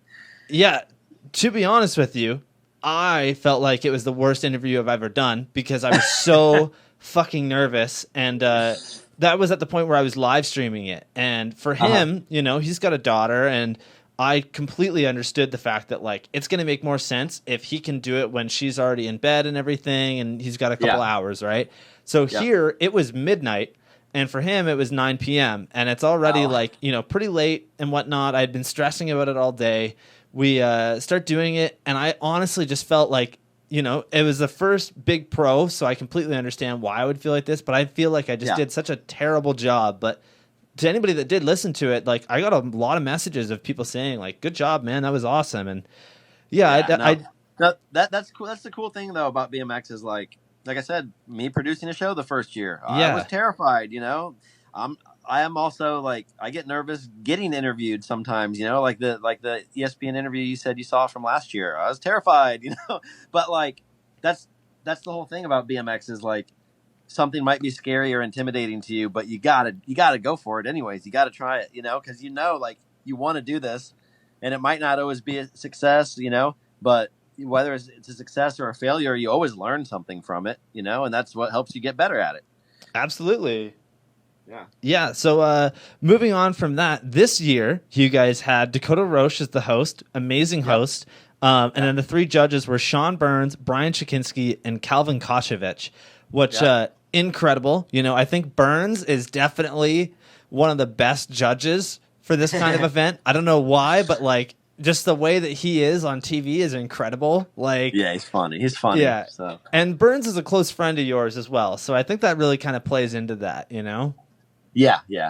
I mean, that's Sean isn't a big fan of getting interviewed either. So when you're sitting down to do this, you know, I mean, I have that person. They're basically sitting in front of a camera for 5 hours. You know, that's intimidating. That's really intimidating and stressful and taxing. You know, and whatever. So anything, you know, like it makes the person a little more comfortable if they know me, and that's kind of, I want someone that's like comfortable. Yeah, although I didn't really know Calvin very well before we did his thing, you know, and he did a great job at that too, you know. But yeah, being friends with the person definitely helps. It helps them be a little more relaxed, you know. And it's not like a stuffy interview scenario, you know, where someone you don't know is asking you questions, and You know, Yeah.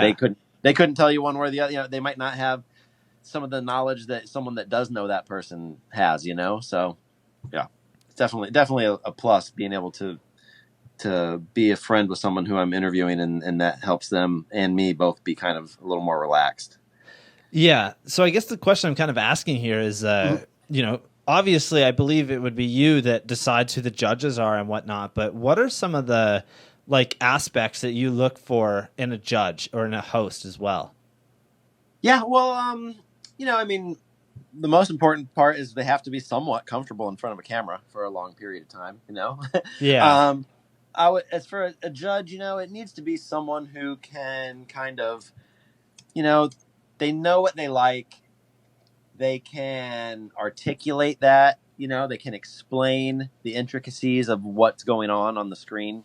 Um, they can tell you why they do and don't like what they're seeing. You know, they really have to be able to dissect the part. You know, and like we said, all these parts are great. They're all great. But unfortunately, to be a judge, you have to be really nitpicky. You know, you have to like really kind of dissect these things piece by piece, because it's hard to find something that you might have done different or you thought might have hurt their score or whatever. You know, because if you're on TV, you know, you say you have someone that's not a BMXer and they watch the show. You know, all these parts are great, but we can't just say all these parts are amazing, because then they're going to say, well, I don't understand why this guy won and that guy didn't win. You know, so we do have to kind of at least point out a few things that we thought might have, you know, held the video back a little bit or could have been done differently, or, you know, whatever. It is all subjective, you know. It's BMX. You're never going to have everyone agree on everything. And you know, I mean, sometimes the judges are all kind of on the same page.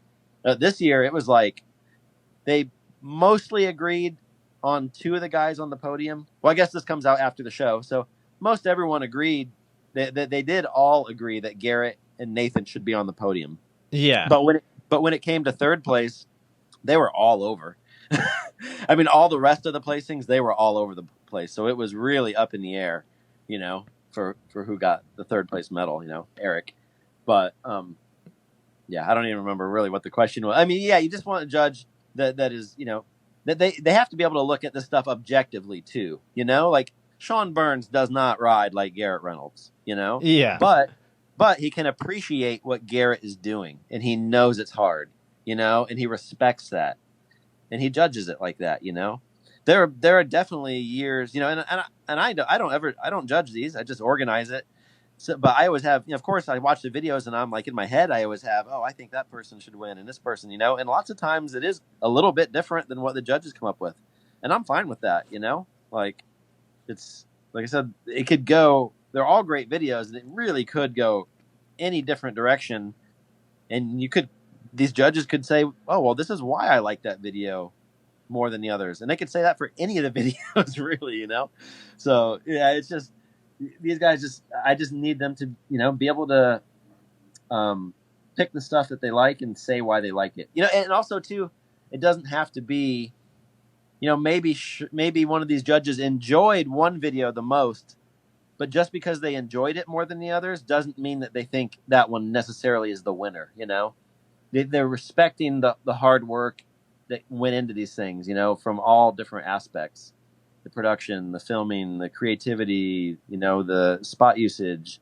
So they have to be someone that just being impartial is like a huge thing for a judge, you know? Yeah, absolutely.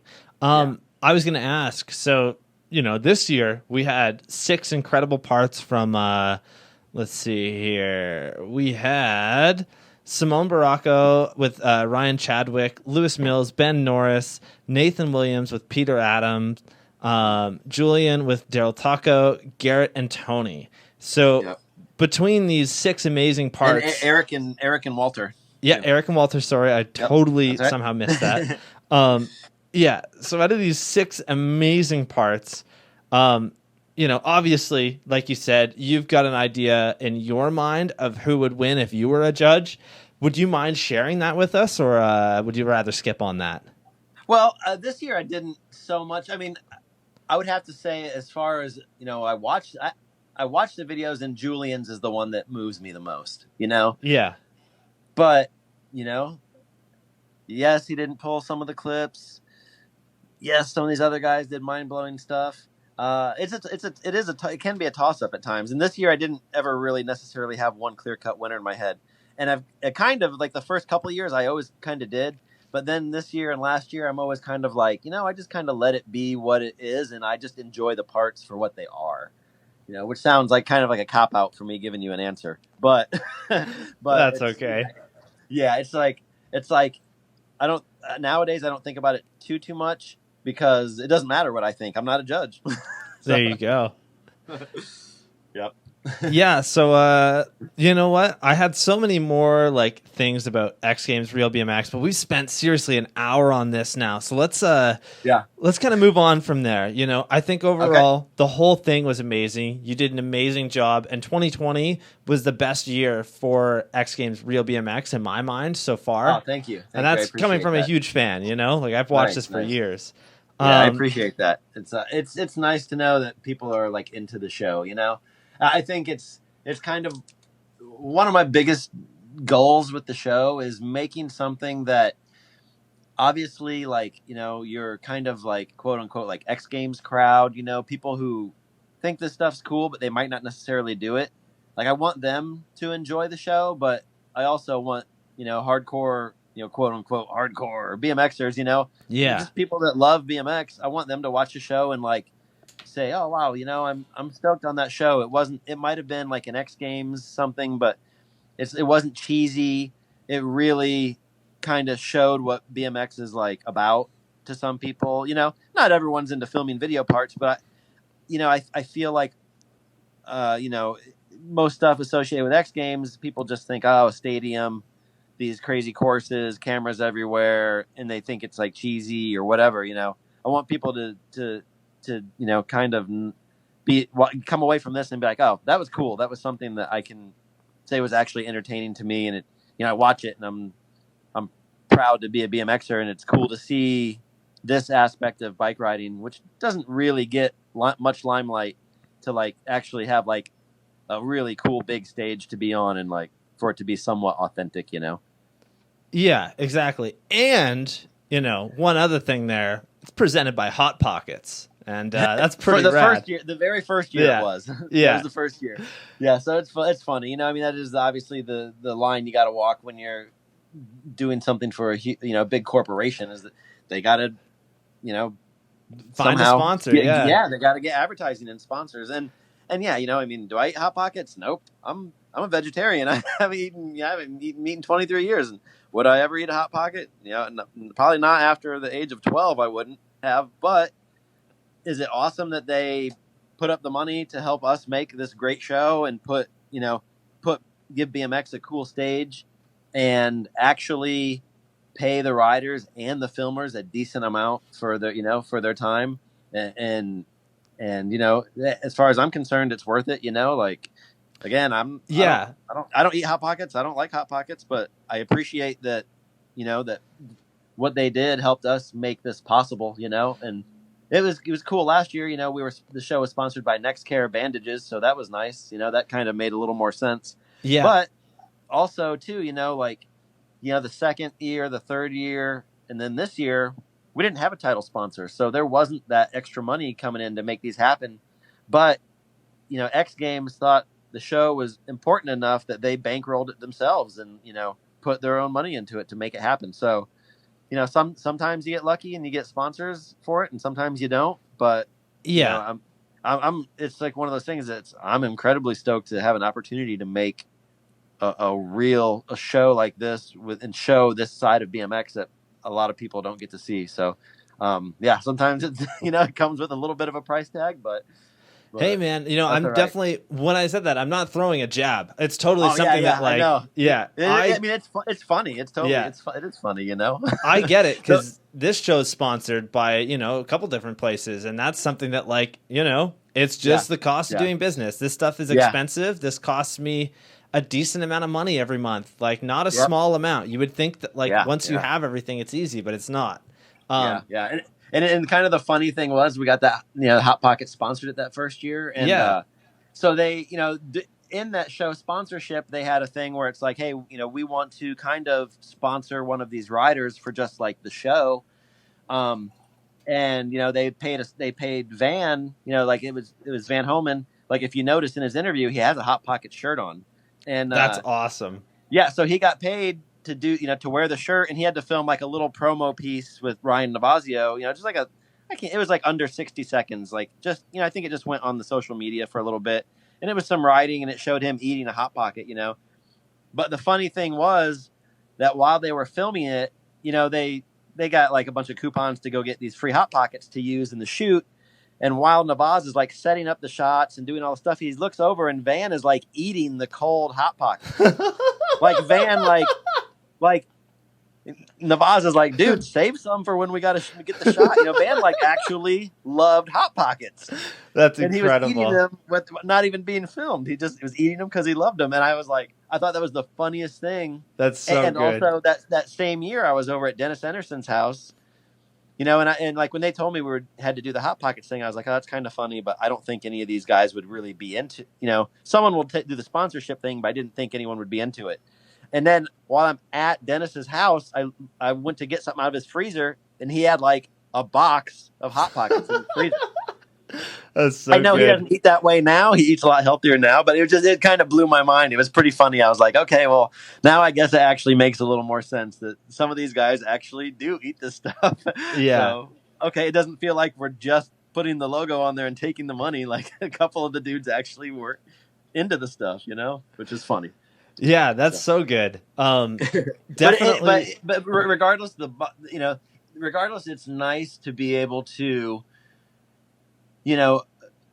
give riders an opportunity to actually, make a few bucks doing something that they love anyways. I think at the time Van was going through a lot of stuff. I think he had, him and his wife had split up, and there was just he was going through like maybe financially a little bit of a hard time, and that money came in super handy for him, like absolutely. Yeah. A pro BMX rider doesn't make money. Like, no, it's hard. Most of a couple guys are lucky that they can do it and have some semblance of normalcy in their lives, like have a house and whatever. But a lot of guys are struggling, and that, that first and second year, to be able to pay Colt Fake, like he had never made a penny off bike riding, never. Yeah. And the first year when I sent him the check, he got second place, and he got fan favorite. I think he got maybe total. I think he got about $12,000, $13,000. Jesus, yeah. And he was like, when I paid him, he got like emotional, and he hugged me, and he said, "Dude, thank you. I did not think I was gonna be able to make my mortgage payment this month on my house." Wow. So that, yeah, to be able to give someone an opportunity like that, it's totally worth it to have whatever cheesy sponsor or cool sponsor, Absolutely, yeah. And something I was going to bring up is the fact that, we had Mike Spinner on the show almost 30 episodes ago. And Mike Spinner was a huge influence on me when I first started riding. And I think it was just because, you're a young 12, 13-year-old kid, and like, triple tail whips and all that stuff looks insane. And it still is. But Mike was able to actually, kind of profit from BMX in a different way, where he made $400,000 a year off of just wearing a Ballpark Franks t-shirt. Like, how crazy is that? Amazing. That is insane. Yeah, it's incredible. And like, but it's cool. I mean, I know a lot of people will hate on that, and like, again, I'm a vegetarian. I don't have any interest in any kind of Ballpark Franks or whatever. But that's Mike's decision, and you know what? With that money, he built. I'm sure it helped build that skate park he had in his backyard. And from what I understand, Mike was super cool with people coming to ride his backyard. Absolutely, so, yeah. Other people were benefiting from that, and the BMX community was benefiting from that in some small way, and I respect that, like, yeah, it's one of those things. Like I know, it's, I get it, like being hardcore, and everyone has some people have different values, and no matter what it is, I think that's cool. Like if you have your values, that's great, but I'm not into the judging of other people with what they decide to do with BMX. Like if someone wants to just keep it hardcore and they just go to the trails every day and build their trails and bust their ass and they just want to enjoy that for them and their friends, that's awesome. If someone wants to make a big, crazy career out of it, go for it. Like, that's your decision. That's, it's, again, I don't want, I think it'd be lame if everyone in BMX did the same thing and rode the same way and, did it for the same reasons or whatever, like go do whatever you want to do with it. For some people, it's a way to, make a name for themselves. And when I say that, I mean, just, there are some guys who have come from very bad homes, poverty, whatever, and they've made a name for themselves and they've made a living and a career out of BMX. And yeah, man, that's cool. Go for it. Like, hell yeah. I ain't gonna hate on that. Doing something you love for a living. That's awesome, dude. I think that's the dream. That's what everyone wants. Yeah, it's a dream. It's if that's what makes you happy in life, do it by all means. Like, I think that's great. I mean, realistically, you can't tell me that at some point, as a BMX rider, you didn't think about, potentially going pro or making money off of BMX. Anybody that's rode BMX has had that thought, even if it was just for 30 seconds. Like, don't fucking lie to me. I know you thought that. Yeah. Or even if it's just for the fact that, what, I want to get rolled. Like, maybe you're not going to make a lot of money. That's okay. Yeah. But yeah, who doesn't want to do that? Who doesn't want to, like, bike parts aren't cheap, Dude, they're expensive. Like support, like, that's cool. Like, I get that. I mean, sometimes some kids approach it in a weird way. Like, they're all hungry and like, hey man, invite me, or why am I not sponsored? Of course, you can have a bad attitude about the thing. That kind of sucks. But you can't hate on someone for wanting to be good and successful at something they love doing. Absolutely. If there's something the BMX scene that's lacking, it's great quality clothing that's super stylish for a great price. The dudes over at No Cap from Buffalo, New York know this, and they're making steps to becoming a well-known brand that offers you great deals like their t-shirts starting at $14.95. Best thing about No Cap is that they're just a bunch of BMX dudes, so you know that your money is being spent within the BMX community. These guys have an independent video project coming out this year, so if you've listened to the show before, you know that that's one of my favorite things is just independent videos with small crews, really showcasing the local talent within BMX. So if you want to support a crew that's coming out with a video and also, trying to make trendy, stylish clothing for you, I would hit up nocapny.com today and pick up some of their super stylish stuff. They got trendy long sleeve shirts. They have awesome dad caps. And their side bags are really cool. I actually really like those. If you can't pick out what to grab, I would definitely suggest the mystery box that they have on there. I think it goes for $50, but it just comes with a bunch of their stuff. And it's all great quality. It's all really stylish, good stuff. So you really can't go wrong with that. If you want to start supporting local BMX communities all over the world, look no further and start with nocapny.com today. All right, so moving on from that, as any listener of this podcast knows, and anybody who's ever met me knows, Anthem 2 is by far one of the most important videos to me ever. And, nice. Anthem was one of those things that it really got me started in filming, and, it really made me think about wanting to create my own, just video and everything behind it and really enjoy those times, And I think to a lot of people, Anthem was such an important video. But yeah, so let's talk a little bit about how you started the Anthem series of videos, basically just Home of the Brave as well as Anthem 2. What is the premise behind them for anybody that doesn't know? Well, I mean, I guess it's kind of different a little bit. I mean, really the first Anthem video, it was me living in Bethlehem, Pennsylvania. I had made a couple videos before that, but it was just me hanging out with the people that I ride with a lot, people that were friends and killer riders, and just some scenes that I would visit often to visit friends and ride with, just good scenes, good people. And really it was just kind of like, well, let's just make it kind of simple video, that's why the black and white, and just like, it didn't, I mean, there are some wild moves, especially in the first one. There's a handful of wild moves. You know, there's some like double truck drivers, and there's this and that. But it's mostly like kind of like a trail based, you know, video, like just simple riding for the most part. People that are stylish and whatever. And yeah, it's funny because it was really just me kind of filming the people I was friends with, or part of the scenes that I was friends with and riding with most of the time. And then like there was never really like a master plan, like, oh, I'm going to make this video and so is going to have this part. It kind of just was like, well, I don't want to spend a long time. Back then I was like, I'm never going to, I just kind of wanted to shoot a video in like 1 year, you know, a season. I didn't want to drag it out forever. So I'm just kind of, you know, filming a bunch. And then towards the end of it, I'm like, okay, well, I got a lot of footage of this guy who's my friend. I'll give him a part, you know, and I did that with, you know, the guys that had parts in it. But it's funny because like at the end there, I'm like, okay, I'm getting ready to edit the video and then you're going to have a part. And they're like, huh? I'm going to have a part, you know, like, cause we didn't really film with like having a part. Yeah. You know, it wasn't part of the plan. It wasn't like we were just out riding and filming. So a couple of the guys would be like Taj and Joe. They gave me like a handful of clips because they're like, okay, if I'm going to have a part, it's got to have a couple, you know, clips that they're really stoked on, you know, kind of like more banger clips.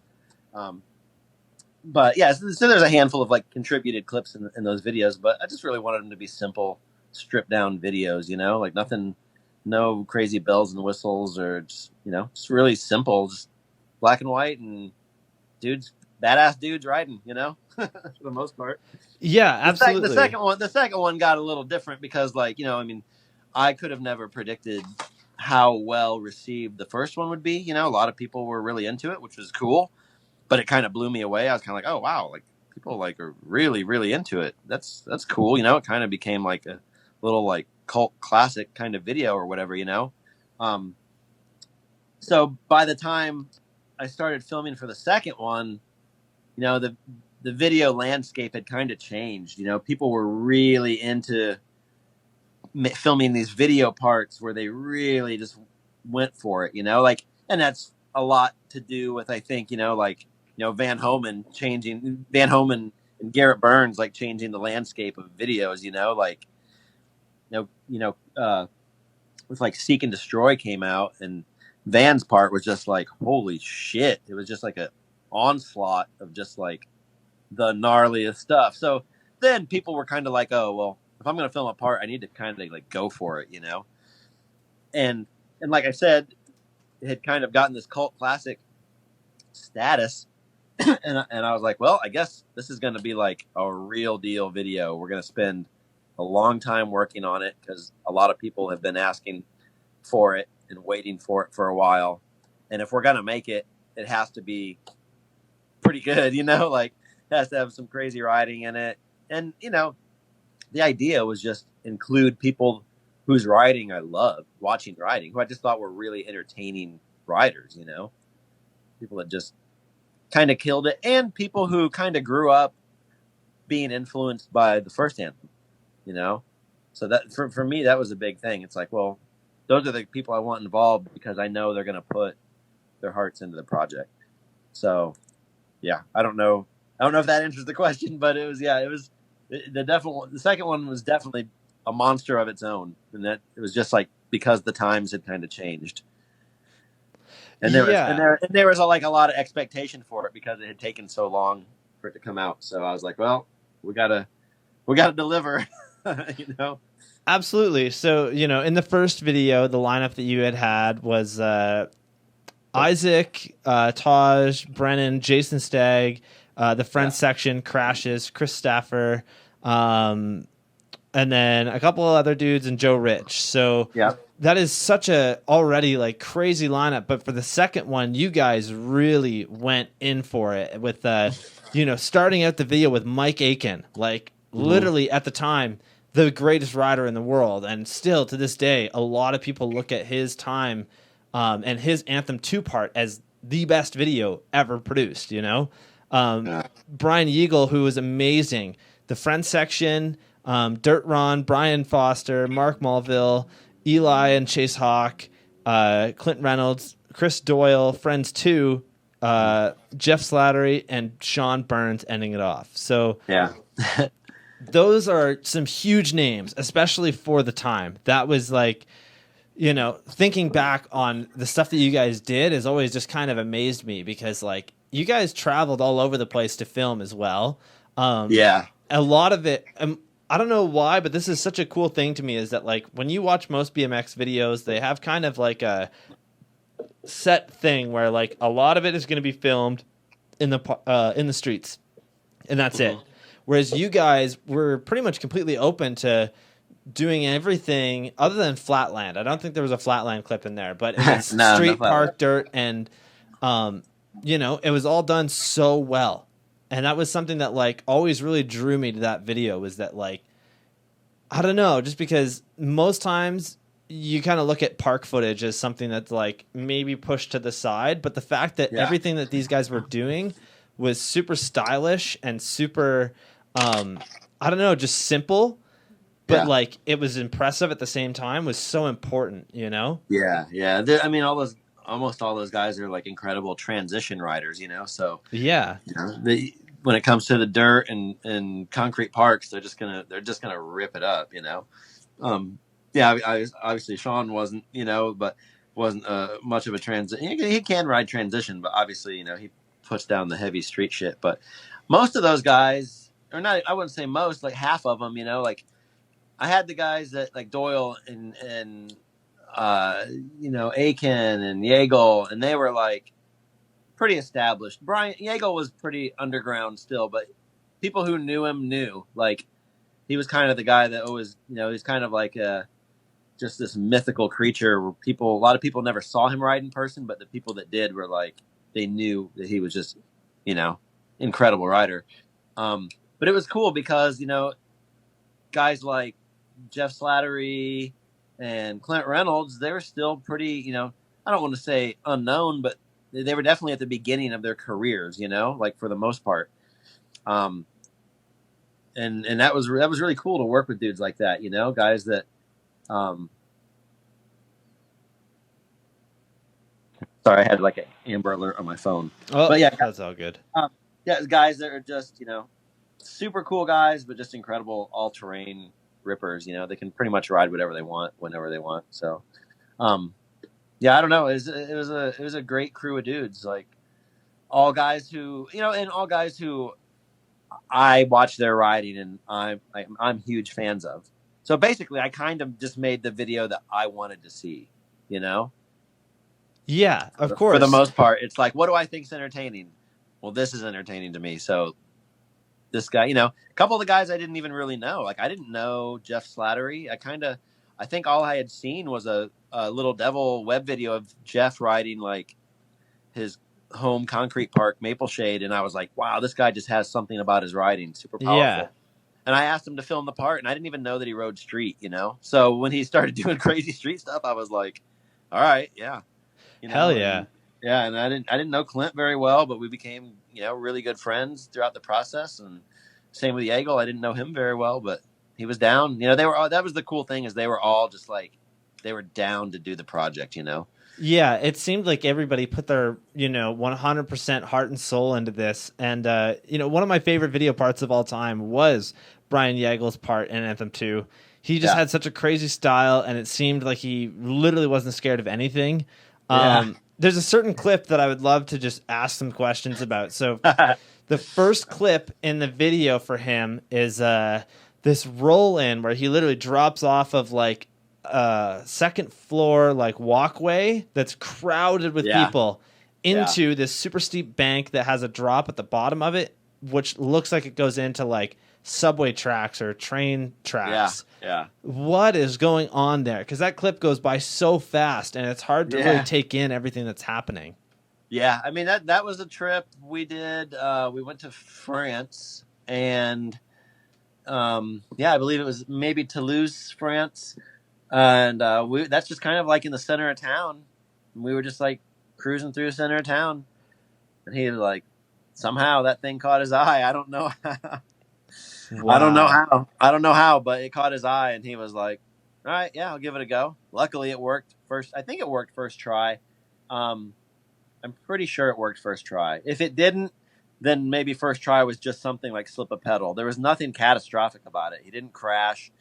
He didn't get murdered on it. He was just like, okay, I'll give it a go. And that's Brian's style of riding is pretty wild. He's kind of like, I feel like stuff like he might look at something big and crazy and he doesn't, he's very natural. I think he doesn't give it a lot of thought. He just does it. Yeah. You know? Same thing. You go to a concrete park and you probably need to roll up to the park with your camera basically on and ready to go, because he'll just start riding and he won't even tell you. He'll just try some crazy transfer, and usually it'll work first try.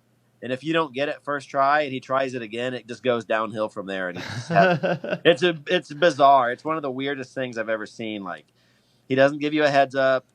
He's very spontaneous, and he'll just do the gnarliest stuff like first go. And yeah.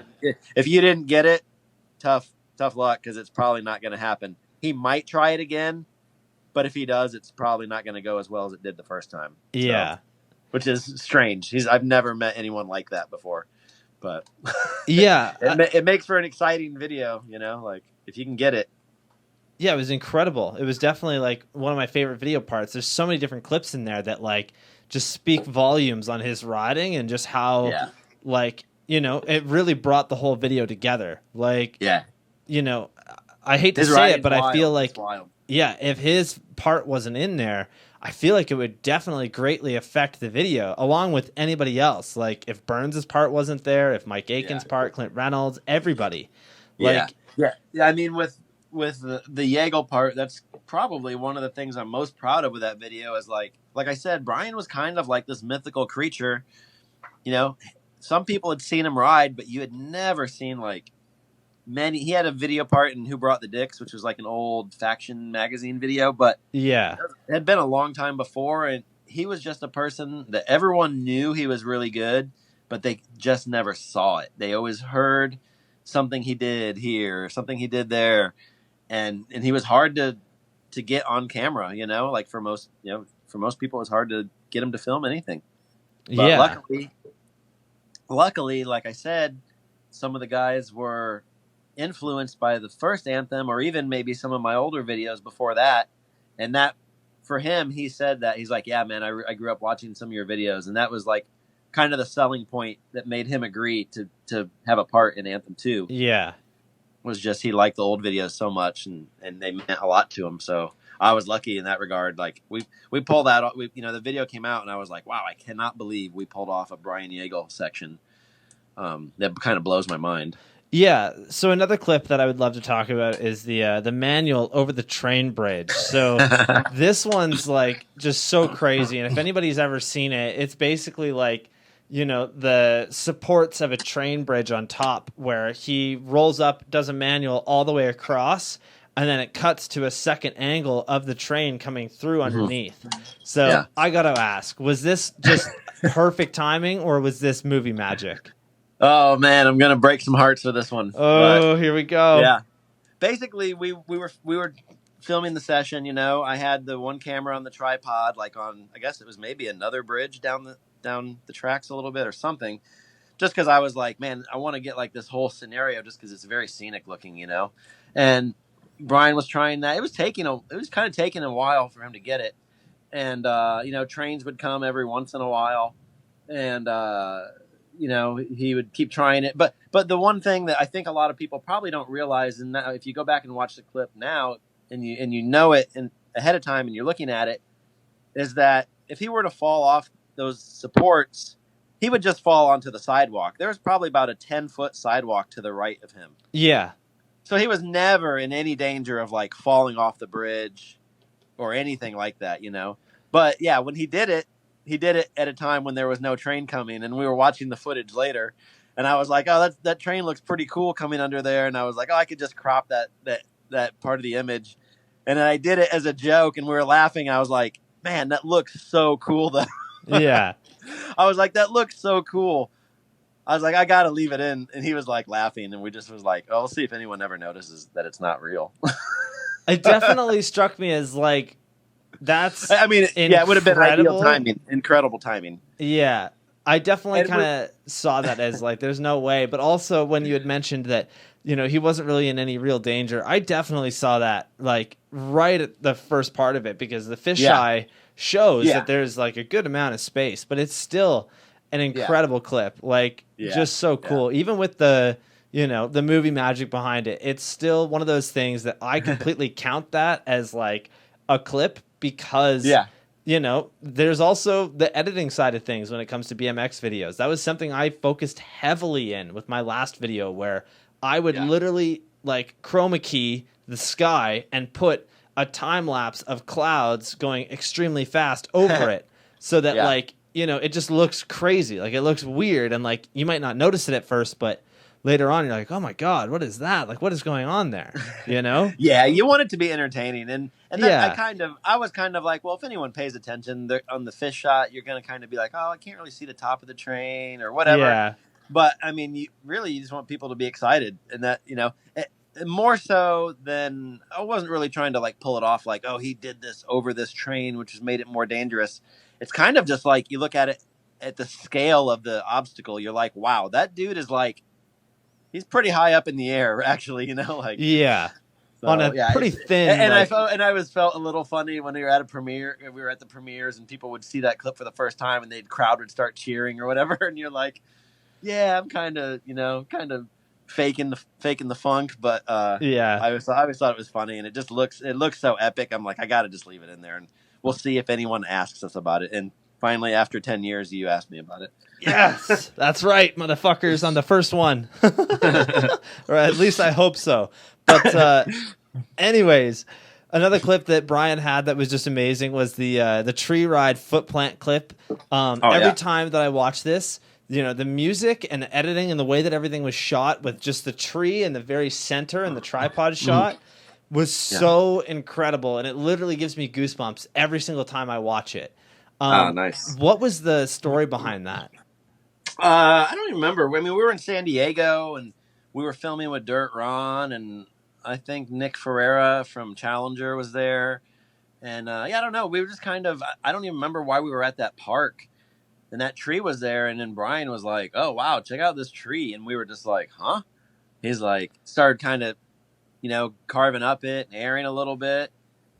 And then he was like, I think I could probably foot plant this branch. And I was like, what? I mean, it was pretty high up. It was pretty high up there, But he felt it out a couple of times, and he pulled out the camera, and he just started doing it. I mean, that's the magic of Brian, like he has like this creative, this wild imagination. And he's brave enough to give the stuff a go. I don't think many other people would have looked at that. They might have been like, oh, I could probably carve up this tree a little bit. But yeah, no one was interested in trying to go up high enough to foot plant that branch. It's just him comfortable airing it, and then he hits it one more time. He takes a few more cranks at it and really gives it a little, And, yeah. I mean, but that his whole part, again, it was like, I think it was so well received, and I love it. That's probably, it's definitely one of my favorite parts to rewatch in the video. But I think a lot of it has to do with he's so unique and he's so ballsy, and people hadn't seen a lot of footage from him. So it was all kind of new. You kind of almost felt like you were seeing a new rider no one had heard of or whatever, Yeah. And like I said, he was so mythical, and there's all these stories behind him, and you're like, then suddenly you're seeing the dude on your TV screen like actually doing it, and using the Bruce Springsteen song. I love Bruce Springsteen, and Brian loves Bruce Springsteen, and when we kind of, we were kind of tossing around a few ideas for songs, I threw that one into the timeline, and man, it just felt like it edited itself. It just felt like it, like I started just throwing clips on certain parts of the song, and they just like worked, and I was like, it's like sometimes you struggle with parts, and you feel like you're forcing it and trying to make a song work or whatever. And that one, I feel like I edited his part in like a day and a half, and I didn't even like hardly think about it. It just, wow. Yeah. And it was the first part in the video I edited too. So that was like a really good feeling. You're like, okay, we've worked on this for 3 years. I'm sitting down to actually try and edit it. And the first part was just like, wow, it just feels like it's doing the work. The song's doing the work itself. Like, It just felt like I was on like autopilot, and it just all worked, you know. Yeah, that's incredible, man. Yeah, it was a good feeling. What I think is so rad about that is that, like, I don't know if this is your normal way that you go about things, but for you, by the sounds of it, you go out and you film everything, probably Mhm. upload all the footage, maybe drop it into its own little section, and then at the very end, edit it all. For me, I have always edited around the music and whatnot, so I'll get like a minute's worth of footage for someone's part, and then I'll start stacking it in with a bunch of black spots and say like, okay, we need a certain amount of time between this part of the song and this part of the song to fill. Is that Mhm. something that you've ever really done, or? No, I mean I've always kind of like after a trip, I would get home and I would put all the clips in a timeline, for each rider. So we'd kind of say, okay, here's what we're looking at. We got 4 minutes of footage. 2.5 of it's really solid. I would do that kind of stuff, and I might Yeah. I might have a few songs in mind, but for the most part, I don't. I don't ever really decide on the song until the end or close to the end. Or because just so much can change throughout the process of especially working on a long video like that. And a lot of times you might have an idea, a small idea in the beginning, but that doesn't mean that everyone's going to be on board with that idea, or you're going to have footage that works with that idea, or there's just so many different variables uh, during the process that you always kind of have to be a little bit fluid, I think, and be open to some different things. But I always have a dream list of songs, like stuff that I just love, and I'm like, man, it would be cool to have someone's part to this song. Does it end up getting used? Maybe not. Maybe I just can't find the right footage to go with that song. But sometimes it works, and sometimes I'd like to think too that was probably a huge motivator in getting Anthem 2 done. Was like, for 10 years up to it, I was doing props work, and the music we could use was always limited. We had to be licensed, and we had to have permission for it, and so there was a lot of restrictions. We still got some good stuff at some points, but the idea the idea of me being able to make a video and really being able to use any music without, regardless of what label it's on or whatever, was always super appealing. Yeah. Yeah, Just that's a something. creative thing, because music is a huge motivator, for writing, and for Oh, me it's always absolutely. been. And it just always kind of drove me, and that probably too, is like, that's why a lot of the music in Anthem 2 is kind of heavier, because the writing is fast and heavy, like Yeah. gnarly stuff. So Well, what I love about Anthem 2 is just the fact that you were able to incorporate like so many different genres of music. You had a decent amount of Bruce Springsteen in there, but you also had some hair metal for Mark mhm. Melville's part. Yeah, Sean Burns' part with like just straight metal was yeah, incredible. yeah, And of course, Aiken, Judas Priest, like you can't go wrong. And yeah. It's all of classic those, metal. yeah, I think I have a playlist in my phone. I know that I did at one point. I don't know if it's on my phone that I have now, but I had an Anthem 2 playlist on my phone for all the music that you Nice. guys used, because it literally, anytime that I would think about any of those songs, or I would hear those songs, the first thing that I would start thinking about is the different tricks that they did in there. And like, Yeah. for Judas Priest, Love Bites, like instantly the first thought that I thought of was like, how cool would it be to be able to do 360 tire grab cans? And I've never been able to do them, but dude, that song will motivate you to try them. Yeah, Like, yeah, yeah, yeah. It's cool. I mean, that is a big thing with making videos. Is like, I love music, and music is inspirational. And I mean, I grew up listening to metal, but like when I got into punk music because of videos. Like Matt Hoffman and Head First. It was like Fugazi and Jawbreaker, and then it's just music is so powerful, and it is a motivator, and that was a big thing with making a video, is like picking up on new music or exposing people to music you like. Yeah, it's always kind of gone hand in hand with bike riding for me. yeah. Yeah, of course, man. Definitely. And like the music that you use literally works so well for the idea that you kind of conveyed with that video. Hmm. Yeah, it's just always worked really well. You know, that was something that like videos with bad music, the music ruins the entire video. But if you have a video that like, yeah, but it's funny because yeah, some people could watch Anthem and be like, "Oh, this music's terrible." So, sorry, either you like it or you I don't. think That's cool. that's just kind of the way that it goes, right? Like, Yeah, for my you can't please everybody for sure. yeah. For my first video, I had so many different songs, and that was one of the things that I got kind of hate for was the fact that like I didn't really have too many songs that like fit with the video parts that well. There was definitely some that worked out really well, but others that just didn't work at all, including my part. I had a song from I don't know if you know the band Digolo Abortions. I had a song, I do. yeah, I had a song from them, and it just didn't really work too well with my part. It was super fast, and that's kind of the way that I used to ride back then. Was just that whole part was just filled with big gaps, and like that's about it. But yeah, it was still like I don't know. For my second video, I really paid attention when it came to music, and I think it made it so much better. Yeah, it can make or break. It can make or break a video. Yeah, absolutely. How you doing over there? We're at 2 hours and 5 minutes. This has been incredible so far. Yeah, I'm good. We can keep going if you want. Cool, man. Yeah, let's keep going here. So, you know, what was it like to film with Mike Aiken in his prime when, you know, he was doing huge 360 tire grab cans, like just such a stylish trick. And he was doing them over jumps that like the average rider would never hit, by the way. Like, no. I mean, he's one of the greatest bike riders of all time, you know. Definitely no one can argue that, you know. Influential, just I mean, it's kind of funny when you know you're on a trip and you have 5, 6 guys that are all just like incredible bike riders, you know. But then when Mikey starts riding, they're all just sitting there watching him with their jaws on the ground, you know. Like he really is like your favorite rider's favorite rider. He's absolutely, yeah.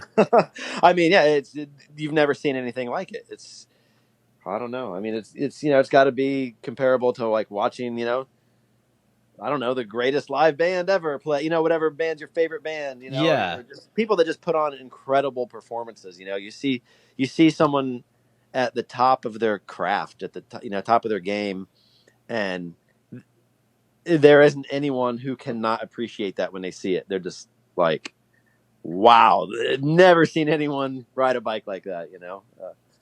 Yeah, it's amazing. It was amazing. Like, dude's a goat. Yeah, absolutely. Mikey is like one of the best in the world ever. Like, oh, for sure. Hands known down. by many that he is one of the best in the world ever. And I think a big part of that too is that like his whole video part just looked so clean and everything that he did looked so easy when in reality these are tricks that like nobody does. How many people have you ever seen do a 360 can tire grab? I don't know why that's the trick that I gravitate to the most, but I think it's something that like I have never seen anybody else do it, and if I did, they did not have the style that Mike had. Where like it just looks bad when they do it. Yeah, when he was doing it, modern day the only person I can think of that does that trick is Kevin Peraza, and he makes them look pretty damn good. Yeah, but we're talking 12, 13 years ago, like no one was touching that trick, And it's not just Mikey doing that trick before anybody. He's doing it, and it looks incredible, and it's over a 25, 30-foot set of doubles, Yeah. So incredible. He's just doing it bigger and better than anyone ever could, like way before anyone ever could too. So yeah, just so insane. So something that I've taken from Anthem 2 and put into my own videos was the use of 2 different friend sections. I'm lucky enough that the community that we have around here has been incredible, and they are all super excited to be a part of the video. So I've been able to fill, at least 8 to 10 minutes worth of just clips of randoms, basically. Yeah. How did you kind of get that idea to do that? Was that something that like, just because you knew so many people and so many people were excited about this video that they wanted in on it? Yeah, I think with that video, it was I had made some videos before, and I had always kind of had friend sections in them. And it really just stems from like, that's a big part of BMX, and why I love it is you make friends all over the world, you know? So when you're traveling a bunch and you're working on these video parts, you know, you're visiting your friends that are in these different cities, and you know, they're showing you around, and it's like, you know, they're part of the process and the project too. It's like I want to include them in the video if I can, you know, like as a way of saying, hey, thanks, I appreciate you putting us up and you know, showing us around, and you know, it wouldn't be, the videos wouldn't actually be possible without those people, because you know, I don't have a budget, and you know, it's like, I mean, any money I spent just came out of my own pocket, you know. No one was, we luckily had, you know, say each rider had one of their sponsors kind of help them with the travel for their own part, you know, but other than that, I really just paid for the whole project out of my pocket, you know. Yeah.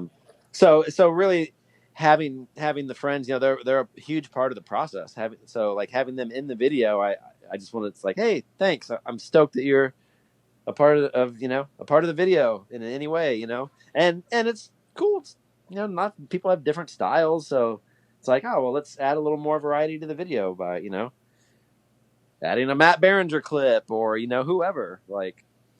So yeah, it really is just, for me, it's the whole part of the process and why I love BMX. You know, you make so many friends doing it, so it's like, okay, well, they should be in the video too. Yeah, absolutely. Was there any tricks that anybody really had to work hard for, that they had to take multiple trips back? That's a good question. Yeah, I don't. And there's not really anything that pops into my head necessarily. A lot of the stuff, you know, we were on trips that were like on the road. So, you know, we're in this city in France and we're here for 2 days. So if the person didn't get the trick, it probably just got forgotten about, you know. We went on to the next city and whatever. So a lot of that stuff was just like, yeah. I mean, a lot of those guys too, like there was some stuff that guys worked for, but a lot of it is just those guys are, a lot of the people in the video are naturally gifted riders that could kind of just, yeah, ride the terrain, you know, and shred it, you know, trails and concrete park and whatever. Yeah, absolutely. But I don't really remember there being many battles where like, okay, we got to come back here, we got to do another trip back here for this, or necessarily, you know. Yeah, that makes sense. Yeah. So at the beginning of Jeff Slattery's part, there's a clip that has always really, you know, stuck with me. And that clip was him trying this gap. And to be honest with you, I have no idea what he was even trying. But he ends up breaking his foot really badly, where like the top plate of his foot is sticking up, basically. Yeah. Like probably the worst case scenario break. Yeah, can you tell us a little bit about that clip? Where was he going? Like, I've never really understood if he was trying to go into the bank at the bottom, or if he was trying to go to wall ride, or what he was trying to do. He's trying to go into the bank at the bottom. That's like a God. infamous gap here in Austin. It's called like the Death Gap. Yeah. And it's something Taj Mihelich found, like, you know, in the late 90s. He stumbled across it and he was just like, wow, this thing is like the most outrageous gap you could ever imagine, but it's just slightly possible, you know, like, yeah. And the risk is insane, you know. It's like, because really you're coming off this little lip, the distance has probably got to be, it's got to be close to 25-30 foot distance, but it's also probably from once you're in the air and then to the top of that landing, you're probably 20 feet in the air, you know, like, yeah. So and that landing is about, it's probably just about as steep as you might be able to handle. Like, it's pretty steep, you know, and there's a tight tranny at the bottom. It's one of those things, like, Todd saw this and he's like, this is the most ridiculous gap of all time that just might tiny bit be feasible, might be possible. So it had gotten talked about, you know, every single dude that came to town, hey, come check this thing out, you know, like Jimmy Levan looks at it, Garrett Burns looks at it, Van Homan looks at it, like Nate Wessel looks at it, like all these guys who are, you know, can do crazy gaps. Yeah. And they all pass on it, you know, they're all like, ooh, no way. Like, they all like wanted to do it, but they didn't want to die. Dude, if Jimmy Levan isn't doing it, that's Exactly. fucking not gonna happen. No offense to Yeah. anybody else, but Exactly. Jimmy exactly. Levan. Yeah. So it was funny, like, and that's kind of a thing when dudes come to town. We drive all around. I show them all the spots and like, hey, check this out. This is kind of funny because you can ride that bank little tranny up there, little lip up there in the parking lot, and just like do some fun little jibs on it or whatever. Yeah. So I would always just show it to people, like, because you never know. You might show some crazy setup to 100 guys, and 99 of them are like, no way in hell I'd ever try this. You're crazy. Why would you even show this to me? And one guy might be like, oh yeah, this looks sick. I'll give it a try. Like there's always someone who is like, who's like, yeah, I think this looks possible. Yeah. I mean, that's BMX. People constantly do stuff that prior other people thought wasn't possible, but they do it. And so that was actually the first filming trip in Austin for Jeff Slattery and Sean Burns for the video. Ooh, that's rough. That's like, so they were in town for like 2 weeks, and there's, like I said, there's other stuff in the area, and we went there and one day and I showed it to them. Hey, check this out. This is the Death Gap everyone talks about, and they were both like sweating it pretty hard. They were like, yeah, they were like, wow, this needs to get done, but at the time they were like, okay, well, this is early on in the trip. And, and a lot of people say, yeah, it needs to get done. That doesn't mean they're going to try it, So, oh, absolutely. we're going on with the trip, and I think we had about maybe 3 days left of the trip, and it was kind of like, I think it had rained a day or two, and I think it was like kind of drizzling that day, and we went to this ditch that was like down the street from that gap, and we were just kind of checking out the ditch, and Jeff's like, hey, can we go look at the Death Gap again? I was like, oh yeah, sure, it's right down the street, So I figured we'd just look at it, like, obviously people just love looking at it because it's so insane. And we go there, and he's looking at it, and he just says, okay. And I was like, okay, what? He's like, I want to do it. And I said, whoa, like, you mean like next trip, next time you come back to Austin, you want to do it? He's like, no, I mean, I want to do it right now. Whoa. I was just like, instantly my hands started sweating, and I was like, are you serious? And he's like, yep. Funny thing was, though, Jeff didn't even have his bike. He had lost Tony Cardona had a birthday party like 2 nights before. Yeah. Those dudes went out and got super drunk. And Jeff came home. He stayed at my house, and then the next morning I heard him be like, oh man, is my bike in the living room? And I was like, no. And he walked out into the living room. He's like, I think I lost my bike. He was really drunk. Came back to my house, and like, I guess he had like crashed in the middle of the street, and he just got up and left his bike there and forgot to pick it up. Yeah. And so some kid on the east side of Austin had Jeff's bike, So he was riding my bike. Like, I think we went to Empire, and he got some bars that he liked or something, and he was riding my bike. But anyway, so we're at the Death Gap, and we're like, oh shit, he's gonna try this, okay, And I'd been there a million times, but I never thought I was gonna be there and have to film someone who wanted to try it.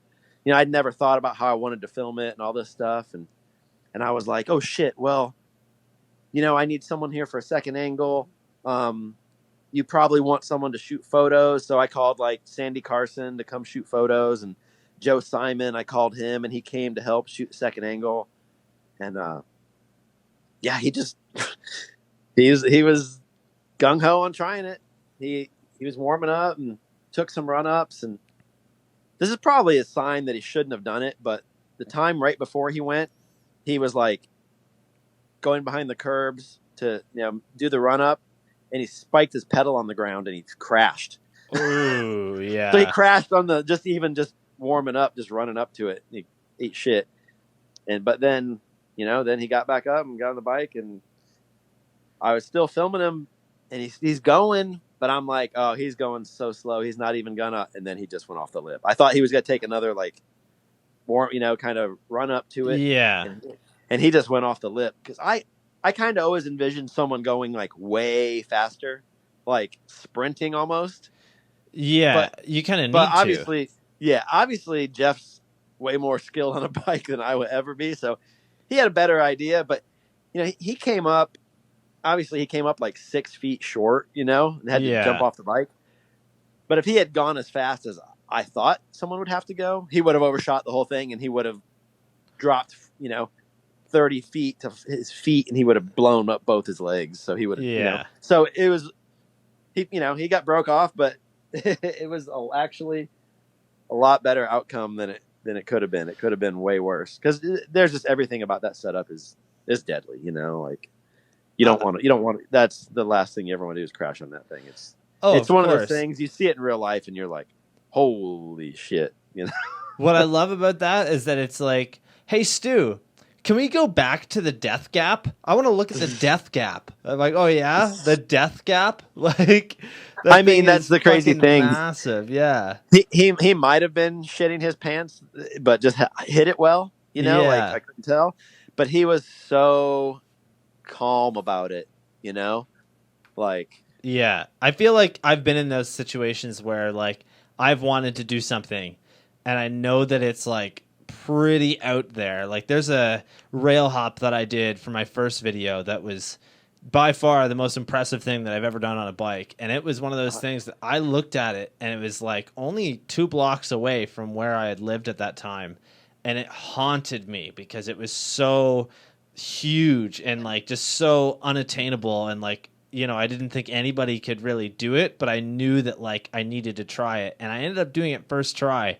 But like the death gap is seriously twice the height into a bank, whereas I went flat to flat, and like that is just so next level. Like it's hard to, whenever I watch that clip, it's hard to tell where he's going, and I'm so happy that I finally got to hear the story.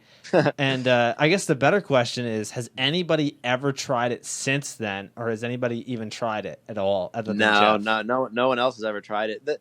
The funny thing was, shortly after the video came out, maybe within like a year, there was always a lot of people there skating the spot and riding the spot, and the people that own the property, they built like a wall on top of the landing. Oh wow! So it's not even like possible anymore unless you were to come and just like smash down this like 4 foot tall wall. Yeah, and make but I think it's probably best that no one ever gives it a shot. It had to be a guy who was a good transition rider doing it. Sean was like, Burns was like, this isn't my style.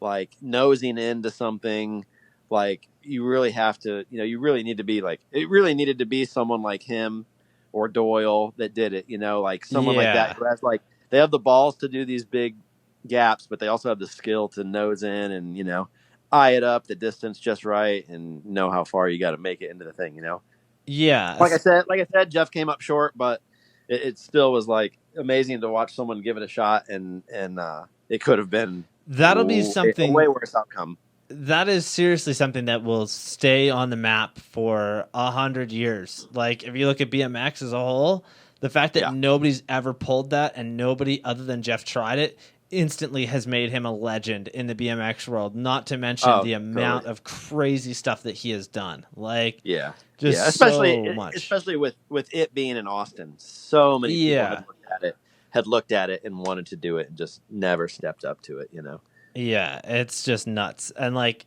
the clip, so after he takes the crash there, you guys pick him up and you take him out. How long did it take for him to recover from a broken foot? That's a good question. I don't remember. I remember it was pretty gnarly.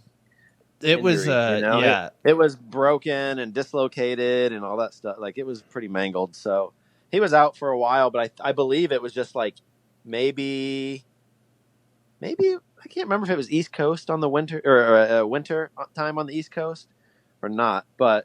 Yeah, I mean, he was out probably for a good 6 months or something from that. Yeah, it's still a pretty good recovery time. And then always had to be mindful of that, his foot afterwards, like obviously still did a lot of crazy riding after he healed up, but I think his foot was kind of never the same after that. Yeah, definitely not, especially after a crazy impact like that. Like, yeah, it was brutal. Yeah, it's seriously like twice the height of anything that anybody's ever done on a bike. So like insane. But yeah, so, we did talk a little bit about Burns there for a moment, but I would love to deep dive on this. So if there was any one section that people would remember from Anthem 2, I believe that it would be Sean Burns and his video part. For me, this is always spoken out as like the best video part of all time. It works so perfectly with Sean in a leather jacket with heavy music and heavy gaps, huge street transfers and huge tricks and simplicity at the same time. There's not a single bar spin. There's none of that. There's no tech tricks in Sean's part. It's just constant, hardcore, fast-paced riding. Yeah, I can't even, other than a toboggan, I don't even know if any other limbs come off. Yeah, I don't think so. I think just toboggans and which is maybe fine. It's great. I think there might be a clip of him doing like a 1 foot table off of something. Oh, but yeah, there's none of that, But yeah, I think that, just the fast and burly street riding from the dead man himself, the grayscale coloring, the music, and, just Sean jumping off roofs makes for the perfect combination for a video part. But there's a certain clip that is always really, really, really spoken out to me. Well, there's a couple, but one of them you guys had kind of already covered, or at least Sean did, in the Ender series where they talked about the cemetery gap, which was incredible. Yep. But the clip that has always really, kind of gone with me is the clip where he is jumping off of the top of like a 3rd-story apartment complex into like this weird roof that looks like maybe it goes to underground parking or something. Mm-hmm. And then he ends up hitting a fence afterwards. So this clip, if you watch, I think it would be like the secondary angle where you can see him coming off and landing on the roof in one shot. He lands so dangerously close to the side of this, like double pegging it almost. Yeah, can you just give us some backstory on this? Because this is such an incredible clip, Yeah, well, that is one of the handful of clips in the video that I actually didn't film because I wasn't there. Wow. So I don't have too much insight on it, other than, it was somewhere up on the East Coast. I'm assuming, I don't know, maybe it was in New England, maybe it wasn't. But Daryl Taco actually filmed that clip. Sean had, he had the spot in mind, and I don't know because Daryl might have been in the area or whatever, but they went to this spot and he climbed up on that roof. The lady and I think some old guy came out. They were freaking out, and Sean, he jumped off the roof. You hear the lady scream. Then he hits like the fence and breaks it, and he ended up. I don't know if the cops came. I don't remember if I don't think he got arrested, but he got a ticket. Had to go to court. The lady was trying to claim that he did some damage to one of the roofs, but she was saying he was on a different roof than what he was actually on. So I'm pretty sure he brought the footage to court and said, "Hey, I'm not on the roof that she said I damaged." That's so funny, though. I'm pretty sure he might have just gotten off with a small fine or something. I don't even know, but I'm pretty sure he got away pretty. I think he injured himself. He might have broken a bone. But I think as far as legal repercussions, I think he pretty much got away with it for the most part. I think I heard that that's one of the things he was like, I got a couple of clips I'm going to send you, and that was one of them. I was like, wow, this thing is amazing. Yeah, that is a clip that unfortunately, you're probably kicking yourself that you weren't there to film it and just live that whole experience. Yeah. Daryl did a great job filming it, but it would have been pretty cool to see it go down in person. Oh my God, yeah. And what I love about that is he's going to court and he's showing the judge. He's like, see, I wasn't on that roof. I was on the other one. And then I landed on this one. Dude, outrageous. How do you do that? That's incredible. I love that. Sean is seriously just an all around great dude. When I started filming for my first video, after I did that big rail hop that I was telling you about, I sent him the footage of it, and I sent him a couple other clips of the stuff that I was doing, and he was thoroughly impressed. And that seriously meant the world to me that he was at all even impressed with it. And I've been meaning to get a hold of him to do the show, but I've just been kind of waiting it out because I know that he's dealing with a lot right now, and I also know that he's really not the interview kind of guy. But he's definitely on my list of people that I know I have to talk to, He is a character, man, with stories for days, for absolutely. sure. One of the most interesting and comical people I've ever met in my entire life. Yeah. So there was a bike shop in Kitchener that, like the city I live in, and they had, they had the Surfing for the Ugly Broads DVD on their like TV in there. And I guess that this like mom and her kid came in the one day and like they're just trying to sell her a bike, and the kid is sitting there watching the TV, and he's just like memorized by like all of the awesome footage in there, whether it be roof drops or just weird footage or literally chicks topless like running around. But I know the mom was not stoked on it at all. But I thought that is such a like funny thing, literally such a Burns style of thing. Yeah, I mean, it's like that thing, it's like anything that scares your parents, you probably are into it. Oh, absolutely. that probably makes you want it more. Yeah, for the most part. Oh man! All right, so funny. I got one last question for you for Anthem 2, and okay. This one's definitely going to break some hearts, as well as the question that we did earlier. But if you were to make an Anthem 3, which I don't believe is on your list of things, is it? It's not. In my head, I'm like, man, that would be cool to make another Anthem. But in reality, I'm like, wow, that was a lot of work, and I don't see it happening. Yeah. Okay. So you never know, but I don't see it happening. Yeah. Okay. So, but it would be cool. It'd be cool. I would love to do it, but absolutely, you definitely broke a lot of hearts there, including mine. However, if you were to make a Anthem 3, who could you name off right now that would make an awesome video part in that video? Oh man, I do always kind of have like a little running list, like a little dream list of like people. Yeah. That you're like, oh man, that would be cool. That guy would make such a great part. I bet he'd write us some cool music or whatever.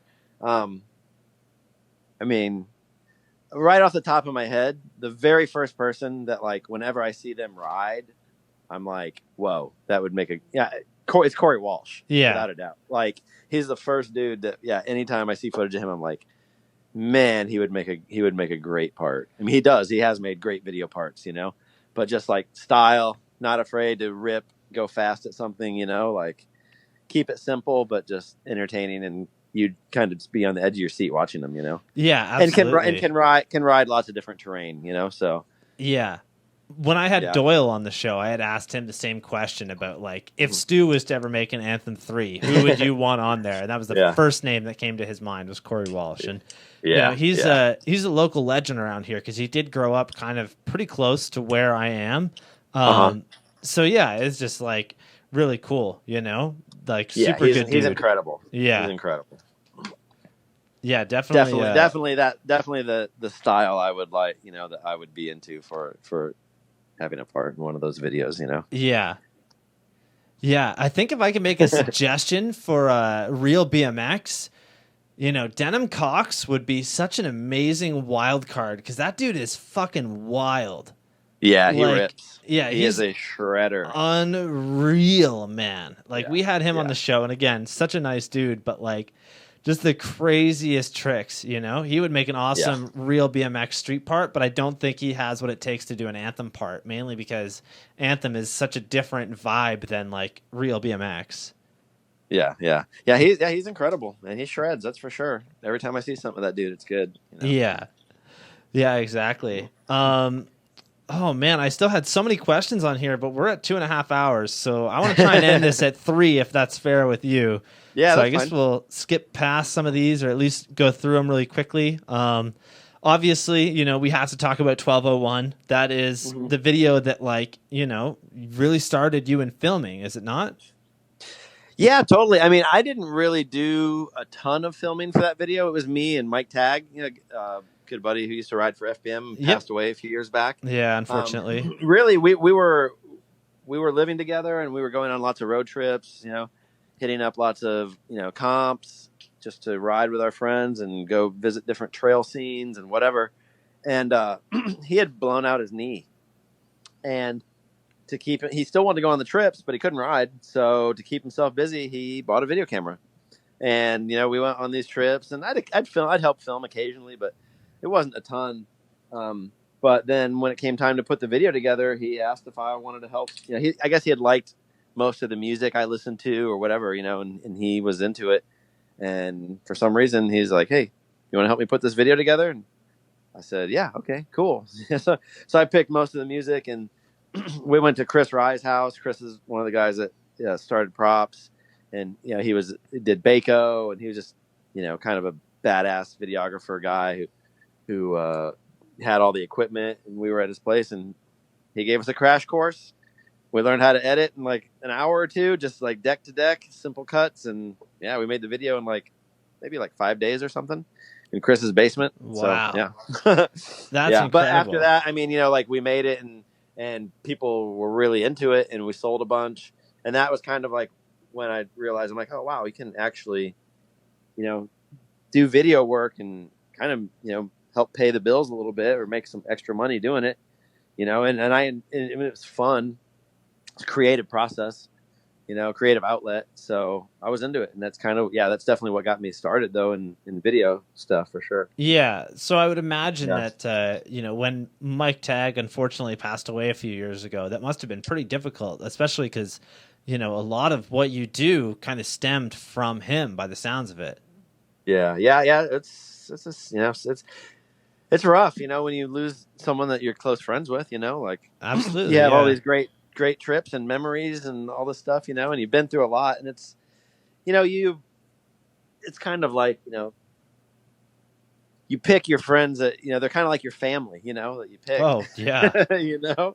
There's common interests and whatever, I mean, Mike, we hadn't lived in the same place in over 20 years, since the mid 90s or whatever. But, BMX, you always catch up with guys when you see them on the road or you're going through their town or vice versa. And yeah, it's always a shame to lose someone that young.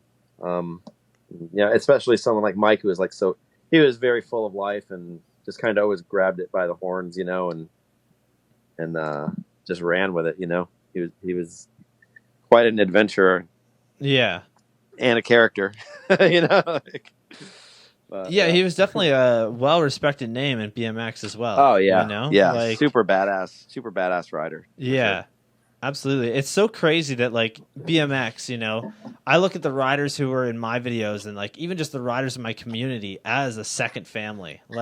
These dudes mean the world to me, and I think that that's I would hope that a lot of communities are the same way, where if one of my friends were to pass away like that, it would fucking do so much damage to me, But yeah, it's rough, but it helps. The one plus is it helps you appreciate the time you do have. Yeah, absolutely. And I think it really solidifies the reason on why it's important to make videos and to film and whatnot, is because that is the best representation of a person, right? Yes, photos are awesome, but the thing that I've always found with photos is that it's just one frame. You know what I mean? At the end of the day, a video, you can hear and see how that person walks and moves, their personality. You can show all of it instantly rather than having to try and, go back and remember all of it. That makes sense. Yeah, I mean, it's it's a keepsake. It's a moment in time. Yeah. It's like a scrapbook, Absolutely. And then, stuff like that too with people passing, it's just a reminder oh, well, we're not here forever. So yeah, you gotta do something that you enjoy while you have the chance, Absolutely. Yeah. Great point. In there, you had mentioned Chris Rye, who, was one of the creators of props. I think obviously it would be so ridiculous if we didn't talk about props, because props and Road Fools was literally one of those things that you are definitely one of the most well-known filmers from those days. And you have played a huge role in those Road Fools videos and all those props videos. But I think a lot of the time we get to hear this story from the rider who, might experience those couple minutes. When I talked to Robbie Morales recently, we talked about the finger bikes. We talked about those trips that he went on and whatnot. But what was it like for you as a filmer who is going to be, involved with all of this instead of just maybe a couple parts of it? Yeah, I mean, it was an honor to be. I didn't come on board with the Road Fools series until number 8. That was my first one, right? And by then, it was it was super established, obviously. well respected, and it was highly anticipated. Anytime one came out, people were all about it, and it was like a big goal for riders to people to get to go on a Road Fools trip, to get invited. It was like they were honored. Yeah, for me it was a good time. You're like, okay, cool, wow, that's a wild project. I get to work on that. Like, Yeah. honored that I would get asked to be able to do it. Like, to be part of it. And yeah, it's just so many, it's so much talent. It's almost overwhelming. Like, but it's like you're like, wow, I get to work on a video that like tons of people are going to see, and they're going to watch it repeatedly over and over. And those videos, I think, inspired a lot of BMXers to go out and go on road trips with their friends and create good times like that. So yeah, it's kind of just an honor, really. Same thing with like the prop stuff. I mean, I can't remember exactly what issue it was that I started doing prop stuff, but it was probably in like the mid 20s or issue 30, or I don't remember. But it's like, wow, you guys are super established, and you're down to let me, work on the video magazine, come up with projects, and see them through. Basically come up with some of my own ideas and make them happen. And that's an honor. You're like, wow, you guys trust me that much? Cool. Yeah. So you go out there and you bust your ass and you try and make something that they're going to be stoked on, and that you're stoked on, and if you do a good job, you get to keep doing it. So absolutely, that's the motivation right there. It's I mean, that's one of those things where it's like, wow, I love BMX. I'm never going to be a pro rider, which is fine. That's cool. I don't care about that, really. It's like, but I still get to be involved. I get to go on the trips. I get my my travel paid for. I get to hang out with all these people. Get to have a bunch of fun. Get to make cool projects, and it helps pay my bills. So it's just kind of a win all around. There's not really, I can't think of any downside to it. And it's it's hard work, but that's fine. It's like everyone's working hard. The riders are busting their asses, and it's a huge project. So We've got to be willing to put the time in. Oh, absolutely. And they definitely needed dedicated people like yourself that were willing to, understand the image that they had and uphold that and really work with that, Yeah. And I think that, like, for a lot of people, props goes hand in hand with, yourself, Stu. Like, that's just kind of the way it is. Like, for a lot of people, I know for myself, for, a couple of years, I had fully believed that you were one of the owners of props, which I don't believe you are, but like, no, never was an owner. But I mean, yeah, it's like Chris and Marco, when they started it, they were going to all the events and they were working their asses off. They were putting out, in the beginning, I can't remember how many they put out a year, but it was a substantial amount of work, and then they started doing the Road Fools, and like those guys, they just needed help, So like for the issues, and Chris was kind of, he had traveled a ton and he was kind of getting burned out on it, and he had to do lots of editing for these things anyways. So he was kind of just staying at home more. And I was like, yes, I'll go on the trips. Like I'm down to, especially for the props issues, I mean, I feel like I started doing a couple pieces for them, and within like 2 or 3 issues, I was doing like the majority of the issue, just because they were like, yep, you want to do it? You're getting the stuff done. We like it. If you're down to do it, we'll give you as much work as you want. And I was just like, yep, let's do it. I'm ready to travel, And that's the cool thing. It's like, yeah, you want to live that lifestyle as far as like going to all these cool events and soaking up all this BMX and hanging out with cool people.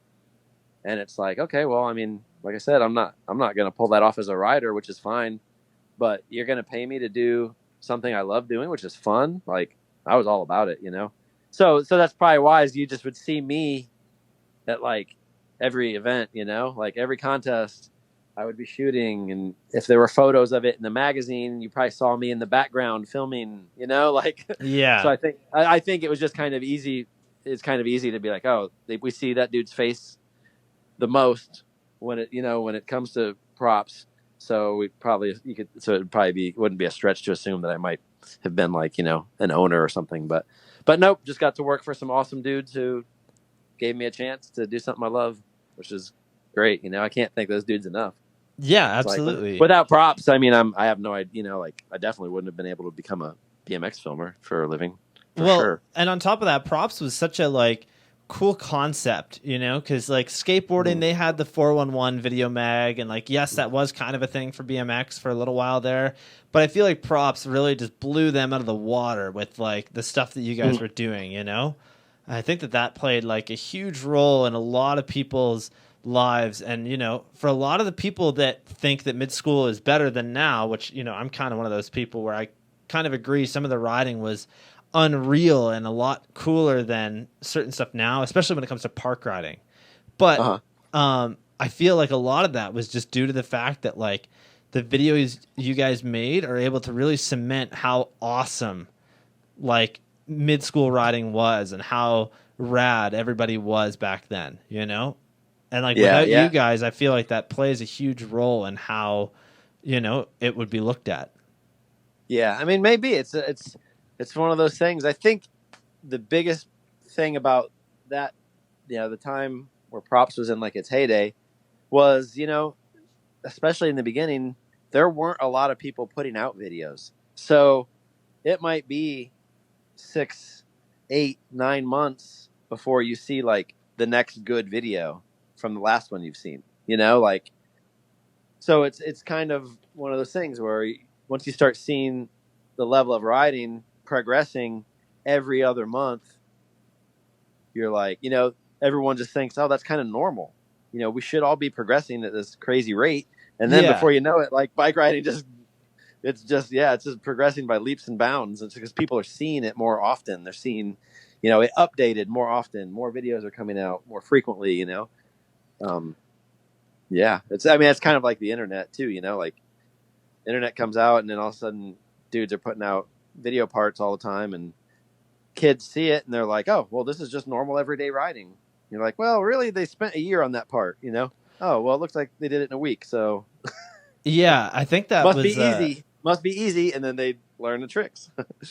Yeah, that's something where we had a local guy come in recently who is only 16, but he is seriously on the path of if he keeps up with his progression rate and how he's going, as somebody who's only ridden for 2 years, this dude is 100% capable of, being pro. As long as he sticks with it, by the age of 20, I could see him being sponsored by a big company for at least a minimum of an amateur sponsorship, But the thing too is that he needs to progress at the same rate that he is now or faster, as well as be able to stay before the curve of everybody else. You know what I mean? Yeah. It's definitely one of those things. I mean, you can be. There are a lot of different types of pros you can be. Some guys, they thrive on progression. That's their thing. They have to do the newest. They're the guy doing the newest trick. Some guys are just stylish dudes. They don't really have to learn new tricks. They just keep doing the stuff they're doing. So it goes a lot of different ways. But more than anything is you can be the best bike rider in the world. I've heard this saying actually a few times.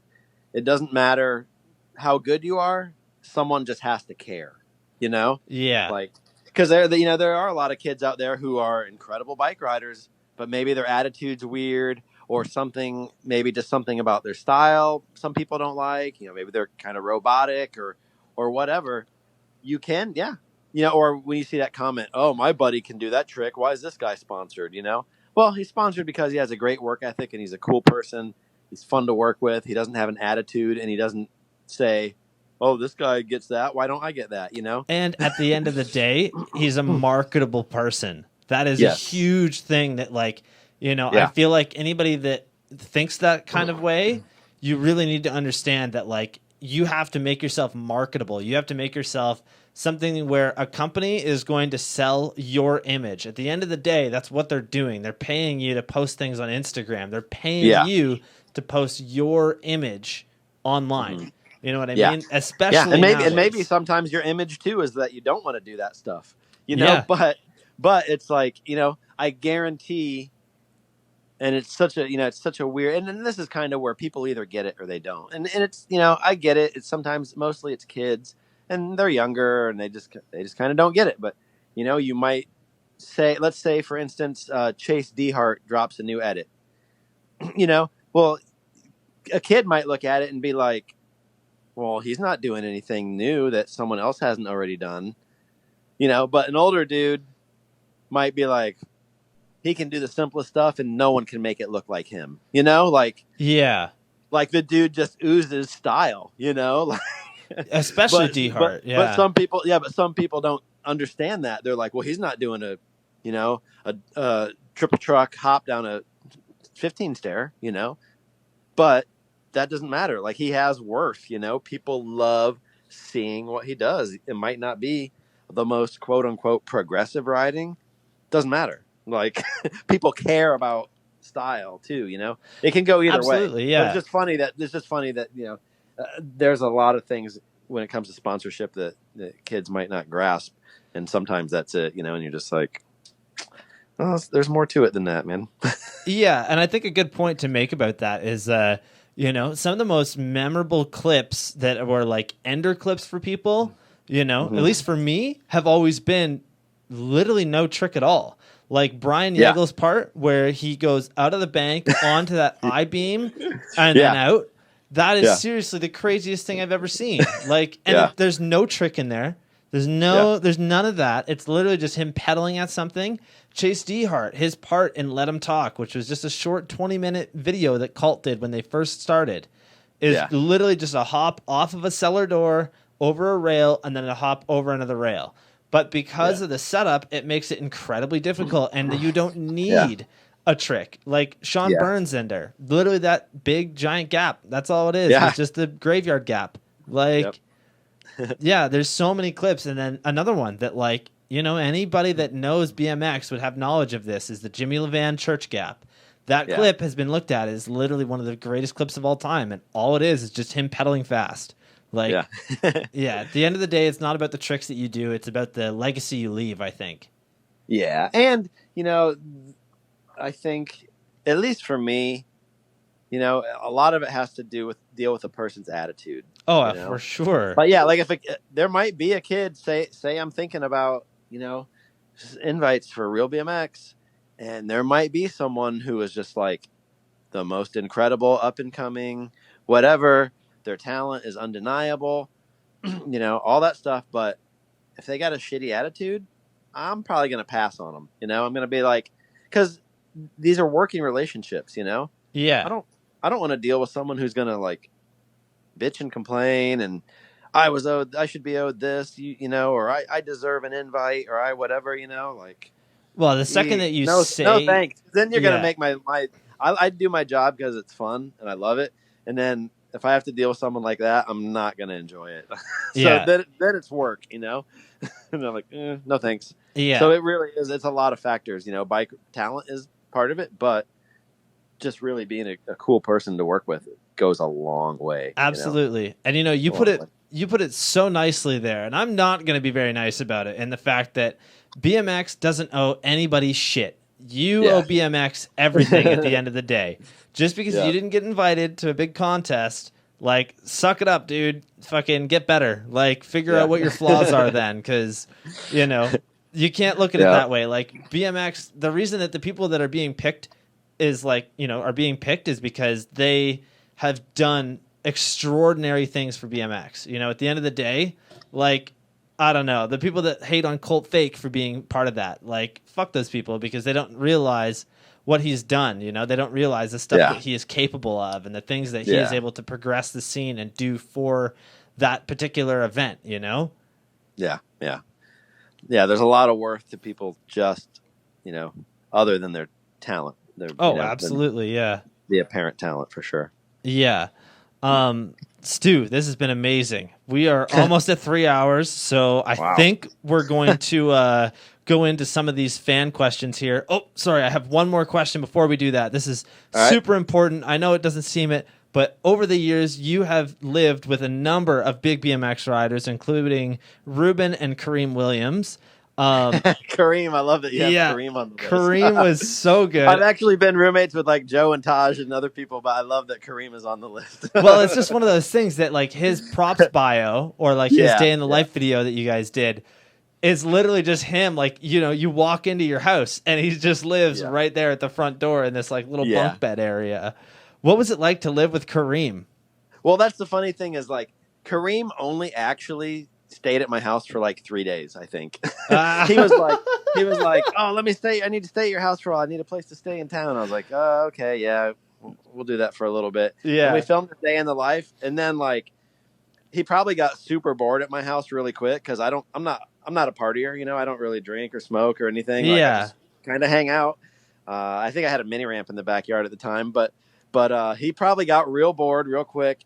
Went over, decided to go hang out at someone else's house who had stuff that he could roach off of them, some weed or some, alcohol or whatever, some food. I had, I had a bunch of vegetarian food that he was probably not into. So he probably was just like, well, this is boring. I'm going somewhere else. And then he just ended up hanging out at other people's houses and roaching off of them. So, oh, it's so funny. Yeah, Kareem's was so good. That was one of my like favorite day in the life videos that you guys ever did. Especially, it was pretty funny. Yeah, I love that he's like, yeah, man, I got warrants out. I got about 5 of them right now. Here's why, like bike lights. You know, I got caught with some weed. Like, yeah, I'd always get like, like for a long time there, I would always get like mail notifications that were like warrant roundup, and they would like 5 or 6 different dudes, because so many people would come to town and they'd get tickets for not having lights on their bike, and then of course they wouldn't pay the tickets, and then warrants would be out for their arrest, and I would get like the warrants mailed to my house, and I'm like, this dude doesn't live in this state. He's only stayed at my house for like a week. Like, but it's just funny, you know. Yeah. BMXers. Now, there was something about Ruben that you had told me recently where he would take like Oreos and crush them up and make them into cereal. Do you mind telling us a little bit about this? Oh yeah, that's it. That was his breakfast. He had the craziest sweet tooth ever, and he would crunch up Oreos. He'd throw in a bowl and he'd just pour milk in them. He'd just eat them like cereal. That is so crazy. Yeah, I do have a funny Ruben story though. Like for Ruben becoming my roommate, like I had met Ruben at a I guess it was a CFB contest, Matt Hoffman CFB contest at Woodward, Pennsylvania, and he was, visiting the country. He wasn't real. He didn't really speak English. He spoke English, but he wasn't that confident in his English speaking, so he's pretty quiet. Yeah. And he like ripped at the contest, like killed it. And like me and Mike Tagg and Ryan Corrigan and a few other people, a couple other guys, we were at the contest and we were getting ready to do a road trip after the contest, like through the Midwest and go up to Minneapolis and whatever. And so Ruben killed it at the contest. It was like one of the first big events that people saw him really go crazy at, and he did good at. And afterwards, we saw him kind of like hanging out by himself, kind of like at the cantina or wherever. And he looked kind of bummed. And I just kind of went up and was talking to him. Hey, man, like you rode awesome. Like that was cool. And we were talking, and he kind of explained to me that, he came over for the contest. He thought for some reason he would like be able to stay at Woodward for like a couple weeks. Yeah. But I guess they were just like, no, you can't really stay here, So he didn't really have anywhere to go, and he didn't know what he was going to do. And I said, dude, come on this trip with us, like jump in the car. Like, so he did. And it was a really awesome trip. We had a blast with him or whatever. And, by the end of it, he was kind of speaking a little more English. He just felt comfortable. But I was like, hey, man, you should come visit Austin sometime, Come visit, and you can stay with me. Yeah. Come check it out, during the winter. Because, a lot of people, this was like late 90s, like 99 probably. Maybe 98, 99, I don't remember. But, a lot of people were coming down to visit after Road Fools won and stuff. And I was like, yeah, you should come check it out, So then I was living in a really small apartment with Joe and Taj, and they had started T1, and they were running the office out of the apartment. We had like no room in the apartment, Yeah. Super small. I was basically living in like this tiny dining area that was like just barely big enough for like a mattress and like some clothes and stuff. And so one day I'm out like riding or whatever, and I come home, and I think it was Joe. He's like, "Oh yeah, that guy Ruben, he called for you." And I was like, oh, cool. Like, nice. I was like, what'd he say? And he said, Joe's like, he said he's moving here. And I was like, really? That's cool. Where's he going to live? And they're like, Joe's like, he thinks he's living in our apartment. Like, I told him to come visit, and he misinterpreted that as, oh, you can live with me. You can come live with me. Yeah. That is so funny. It was like a couple of weeks later, Ruben showed up, and I think Joe might have moved out of the apartment because it was just too crazy, like too small, and like he knew it was just going to not work, and got a new place. And I think Taj got a new place shortly after that new place too. So then it was like Ruben was just like my roommate, you know? That's wild. Yeah. Which was pretty funny. Yeah. So, I mean, I'm stoked that it happened. Like, you know, his career took off like crazy after he lived in Austin for a little bit. Yeah. Ruben is, you know, well-known name, like top 10. That's for sure. Yeah, that's so cool, man. It's hilarious. Yeah, and then another thing I wanted to talk about here that we almost skipped was Sean Burns. And, you know, you've known Burns for years. I would love to know how you guys first met and what your impression of Burns was. That's a good question. I'm trying to think of what if I had met him. I mean, the first time I remember meeting Sean, I think was at like a Metro Jam in Toronto. Oh wow, that's cool. He was at it, and I remember seeing him, and then we went out later that night and saw him at the bar and talked to him for a little bit. But it's kind of funny. Like, I have a couple of really old dear friends that in New England and Massachusetts who Sean grew up like right down the street from them. And there was a bike shop like right by my buddy's house. Like, my other buddy owned this bike shop, and they ran it out of his garage. And Sean like basically went over there like every day as a little kid, you know. And so I don't know if I ever met him at any point, you know, like crossing paths like that when he was real young. We might have. But other than that, in our adult lives, I think just meeting him at one of the Toronto Metro Jams was the first time I ever met him. But I was always, ever since the first time I saw footage of him, like, I was always a fan of his riding. Like, he was so, I luckily I was friends with Jimmy and the metal guys, and I think I remember them showing me some footage kind of before Sean got real big, and they're like, check this dude out, like that we're hooking up, and I was just like, oh my God, this dude's nuts. Yeah. Yeah, I think that was such a great era of BMX, was like, you know, the metal bike days, and like there's just so much crazy shit that happened back then.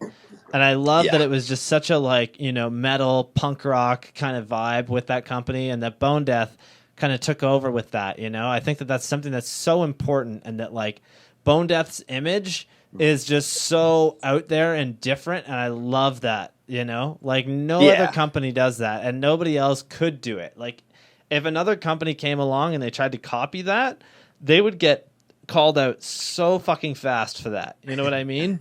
Yeah, I think it's just one of those things. It's like, that's Sean's personality, you know? Yeah. The dudes that are on that team, that's their personality, you know? Like, they're just doing what they like doing, which is awesome to see.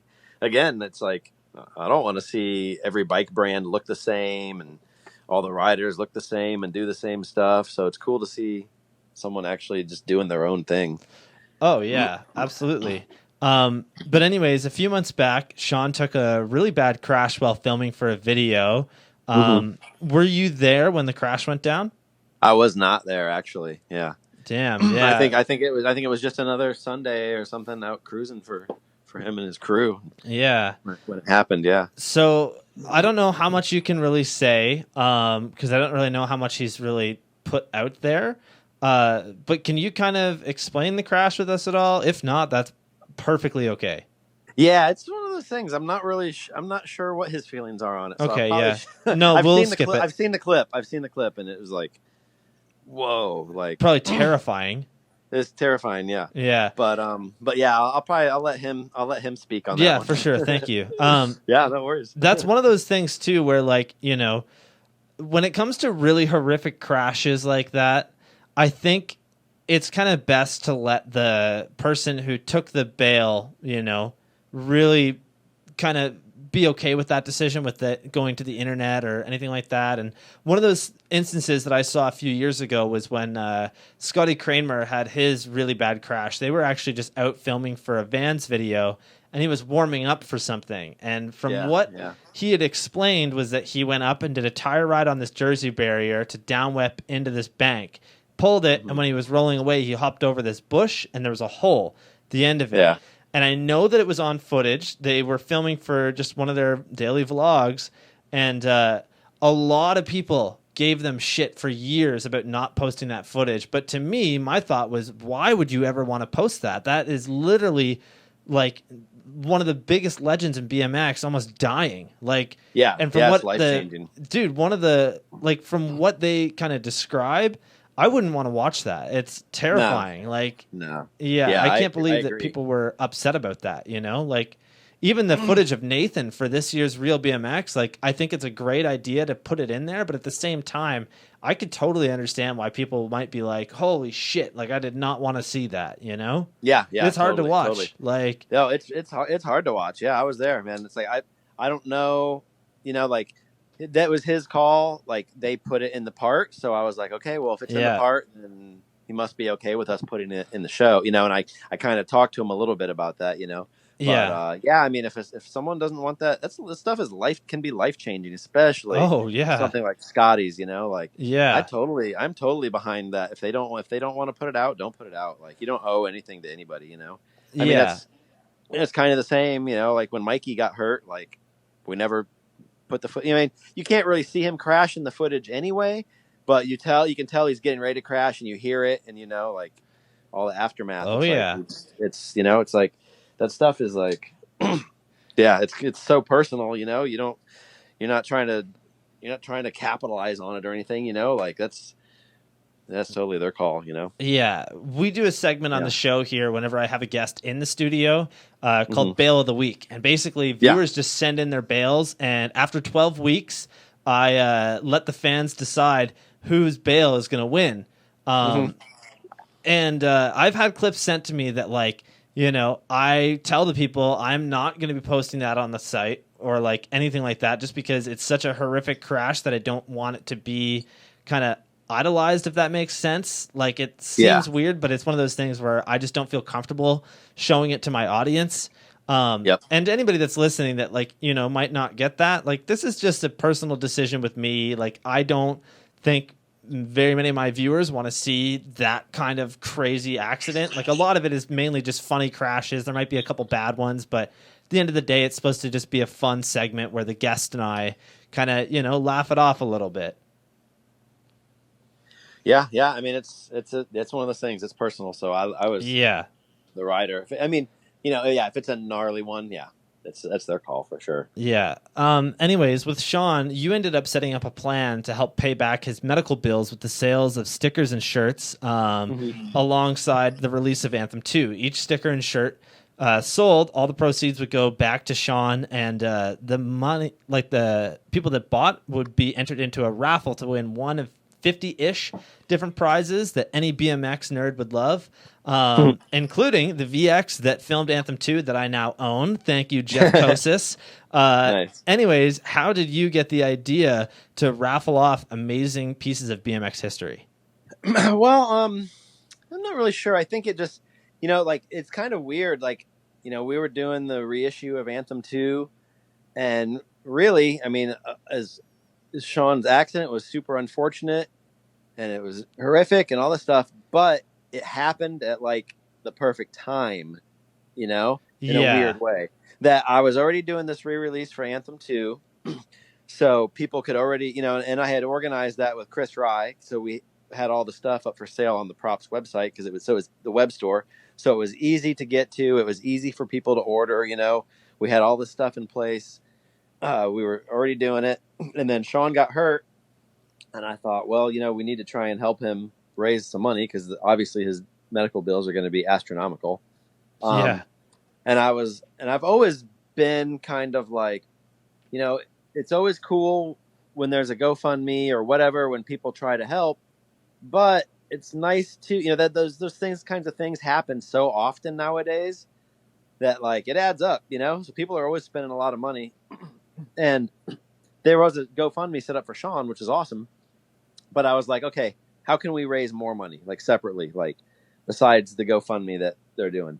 And I was like, well, you know, if people are gonna donate money, they're gonna be stoked if there's a chance for them to win something, or not even that, just the fact that they're buying something, a shirt or a sticker, they have something to show for it, you know. Yeah. You're doing a good deed, you're helping Sean with his bills, and you're getting something out of it. And in a cool little way, it's like, hey, you know, I care about this dude, his well-being.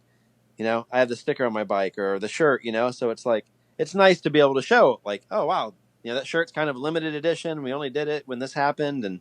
And, you know, at least people get something out of it. So even if they don't win, they have the shirt, they have the sticker, it's whatever.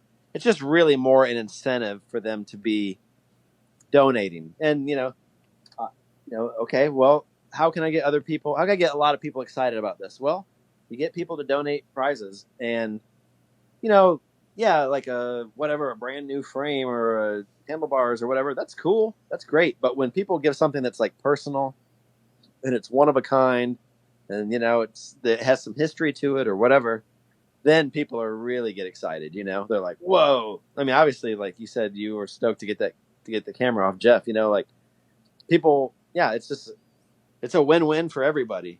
For me, it's like, okay, I've got all this crap at my house. I'm trying to get rid of something, you know? Like, Yeah. okay, I can just easily give this away. It's sitting in a closet and it's dusty, but to someone else, it has some value. Like, they're stoked on it, you know? Like, all right, well, then it'd be cool if it got a good home, you know? Like, people are stoked. They got something that they're psyched on. Plus, they got to help someone out who needs it. So it's kind of just like a win-win, you know? Like, I couldn't think of a reason not to do it. It was a lot of extra work, but it's worth it, you know? And, okay, yeah, maybe it was another few weeks worth of work for me, but it's like, I'm lucky. I don't have to have spinal surgery, you know? Like, Yeah. you know, you just have Jesus. to be like, you have to be, it's your friends, you want to support them, and you're just like, okay, well, bad shit happens to people. And if it was me, then I would be really, you know, it would mean a lot to me if people were helping out because they want to help out, you know? Yeah, of course. So yeah. It's just, you know, like especially Sean, like, you know, Anthem 2 was like a huge project for me. And there were times where there were a lot of uphill battles and it didn't seem like the video was going to get done. And Sean was always right there. He was like my main motivator, you know, he wanted to see the video happen. So there were times where I'm like, man, I don't know. And he'd be like, no, come on, let's go on another trip. Let's do this. And I'm like, all right. You know, the fact that he was so driven got me psyched. You know, it would pick me up when I was feeling down about something, you know? Yeah. So I always kind of felt like, damn, he's the reason that video actually ended up happening in the end, you know? So for me, it's kind of like almost being able to help pay him back a little bit, you know, like, yeah. And I think for all his hard work, you know, it's like a video, you know, like I said, it's a product, something I put on myself. Like I didn't make you know, I was paying for a lot of stuff out of my own pocket, you know, no one's getting rich, but those guys, the riders, you know, like, I mean, I did pay them some money, but it's nothing compared to what they deserve, you know, like dudes going out and putting their ass on the line, you know, they were a part of it because they wanted to be a part of it, you know? So for me, I feel like indebted to those guys. Like, damn, I really appreciate you putting in all that work to help make this project happen, you know? So for Sean, it was like, yeah, I gotta help out as much as I can. So I was stoked to be able to do it, you know, and it worked out well. People like responded really well and way more than I thought. So like I said, it was a lot of work, but it was worth it, you know, in the end, for sure. Yeah, absolutely. It definitely was incredible, you know? Like when I saw that you were going to auction off the camera, I instantly was like, oh my God, like I have to win that, you know? And if I don't win it, then I'm totally going to try and buy it. And it's seriously surreal that I am sitting here, you know, filming this podcast, and right above my head in the shot here is your camera. Like, just so crazy to me, you know? That's funny, yeah. Yeah. And, you know, shout out to Jeff Kosas, because he ended up donating half the money that that I paid for the camera directly to Sean Burns and his recovery. Nice. So shout out to you, good. Jeff. You're super rad for that. Yeah, nice. Definitely you know, it wasn't cheap, but it was well worth it. Like, I definitely was, I don't know, I was pretty ecstatic that he was willing to sell it to me. And like, he held on to it too, because, you know, with everything with the coronavirus and whatnot, it's been hard to kind of make money recently. And I've been focusing solely pretty much just on the podcast and doing everything. And I'm finally able to make money from doing it, which is awesome. But Jeff was fully willing to, he was just like, yeah, I'll hold on to it. Like, just let me know when you got the money and I'll sell it to you. I'm not going to sell it to anybody else. So Nice. like, wow, man, Cool. that seriously meant a lot to me, especially with Jeff being such an unreal rider, you know? Oh, yeah. Yeah. Incredible. Hey, it's Wayne from Wonderland Studios. I'm a professional tattoo artist with 25 years experience at some of the best tattoo shops in the country. I've worked alongside some of the best tattoo artists in the industry, been able to really grow and expand my portfolio and my wealth of knowledge.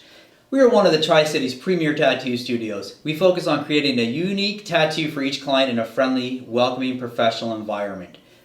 We work closely with the Board of Health to set the standards for cleanliness and safety. If tattoos are not your thing, our piercer Deacon is fully accredited with the APP, the Association of Professional Piercers, and is considered one of the region's top piercers, leading the charge in innovation and growth within the piercing community. If you want to learn more, you can follow us on YouTube at Wonderland Tattoo Studios. If you want to check out my work, you can check it out on Instagram at Can't Contain the Wayne, or check out the shop's Instagram at Wonderland Tattoo Studios KW. Yeah. Yeah, let's jump into some fan questions and then we'll end it off. How's that sound? Yeah, let's do it. Cool. So, you know, podcast listener, your favorite uncle asks, with all the heavy crews over the years, which road fools had the best lineup in your opinion? Whew, best lineup. That's tough, eh? Of course, yeah. Of course, the first one is like the classic lineup, you know? That's the one that sparked all the magic. Yeah. But as far as for me, one road fools that I was on, actually, sometimes I kind of almost feel like I was on Road Fools 1 because half of it happened in Austin, and those guys were staying at our apartment. So I got to tag along like every day. But as far as like ones that I was on, like filming, I would have to say Road Fools 8, which was my first one, you know? Like Nice. Yeah, it was a good one. Yeah, it was a good one. Just because that was, you know, it was my first one. Everyone vibed really well. It was in the Midwest, where I'm from, the Midwest, and you know, that was kind of like the last trip that, you know, Joe Tizio was a part of, you know, so it was special, you know, I mean, but we all had a blast. We got, you know, so really it was, you know, I mean, they've all been fun and there've been great people on all of them, but that one was just special to me for sure. Yeah, absolutely. So Doug Underhill wants to know if you would ever return to the VX and why or why not. Well, I mean, I can't because you have it now, but I mean, fair enough. I can't imagine ever trying to buy another VX and use it just because, I mean, God, how old are they now? Oh, at least they stopped making them. You know? Yeah, they stopped making them, and they stopped making tapes. That's a big thing. Yeah. I have. You know what? I have some tapes, a couple boxes of unused tapes right in front of me. If you will ever get rid of those, I will definitely take some of those. I have a collection of my own tapes here from filming, and I would love to add some more of just other people's. I know it's such a weird thing where, like, you know, that's like the actual footage. Like, that's the part that, you know, if you get rid of the camera, okay, that's part of it. But the footage. Oh, no, is these are actually brand new tapes. I have. Okay. I have. Let's see, maybe like four boxes of brand new tapes. I might have 20 brand new mini DV tapes right in front of me. So damn. Well, you already got the tapes, right? Yeah. So whoever's using that VX and is looking for tapes, hit me up. There you go. Yeah, I can't imagine. I mean, like, I loved using those cameras. Yeah, especially the 2100. I loved it when, you know, as a workhorse. Like, all the props years, that's pretty much what I used, except for the last couple years. Mm-hmm. Great cameras.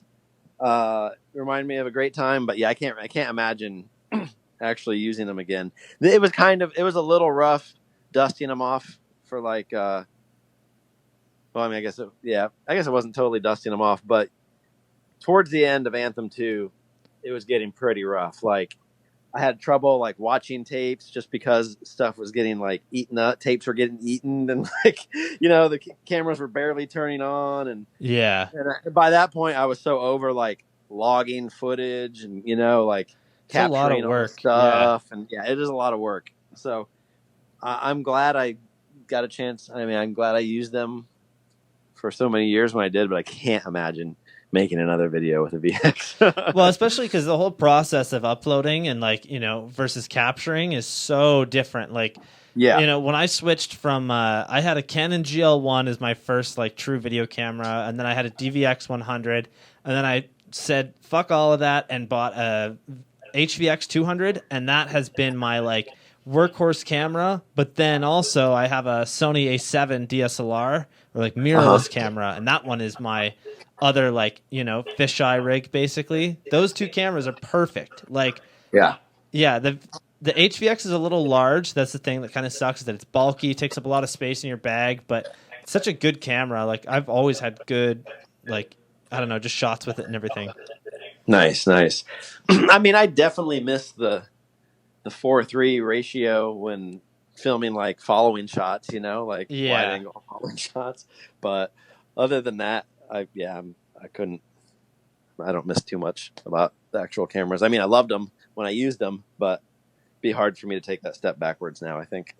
Yeah, fair enough. Ben 4130 asks, what's your favorite BMX VHS and your favorite soundtrack? Man, that's tough. I guess historically I've always said that Eddie Roman's Ride On video is my favorite video of all time. That's definitely as far as VHS. Well, I mean, there were videos that came out towards the end of the VHS era that were super amazing. Forward is incredible. Anything Dave Perrick has ever done is amazing. He has the best soundtracks of all time. Hands down, he's the soundtrack master for sure. Like Dirty Deeds and Forward and Nowhere Fast. All those videos are just so incredible. Yeah. But the vibe for Eddie Roman's Ride On, that's probably the one that gets me most stoked to like go out and ride and whatever. It just has like a great vibe to it. There's a lot of silly stuff in it, which is kind of fun too. Cause and I mean, I'll be the first to admit it, like Anthem 2, like it's kind of like a serious video, there's a few funny moments in it, but it's kind of portrayed as more serious, but riding's fun. You gotta be silly, have fun, laugh.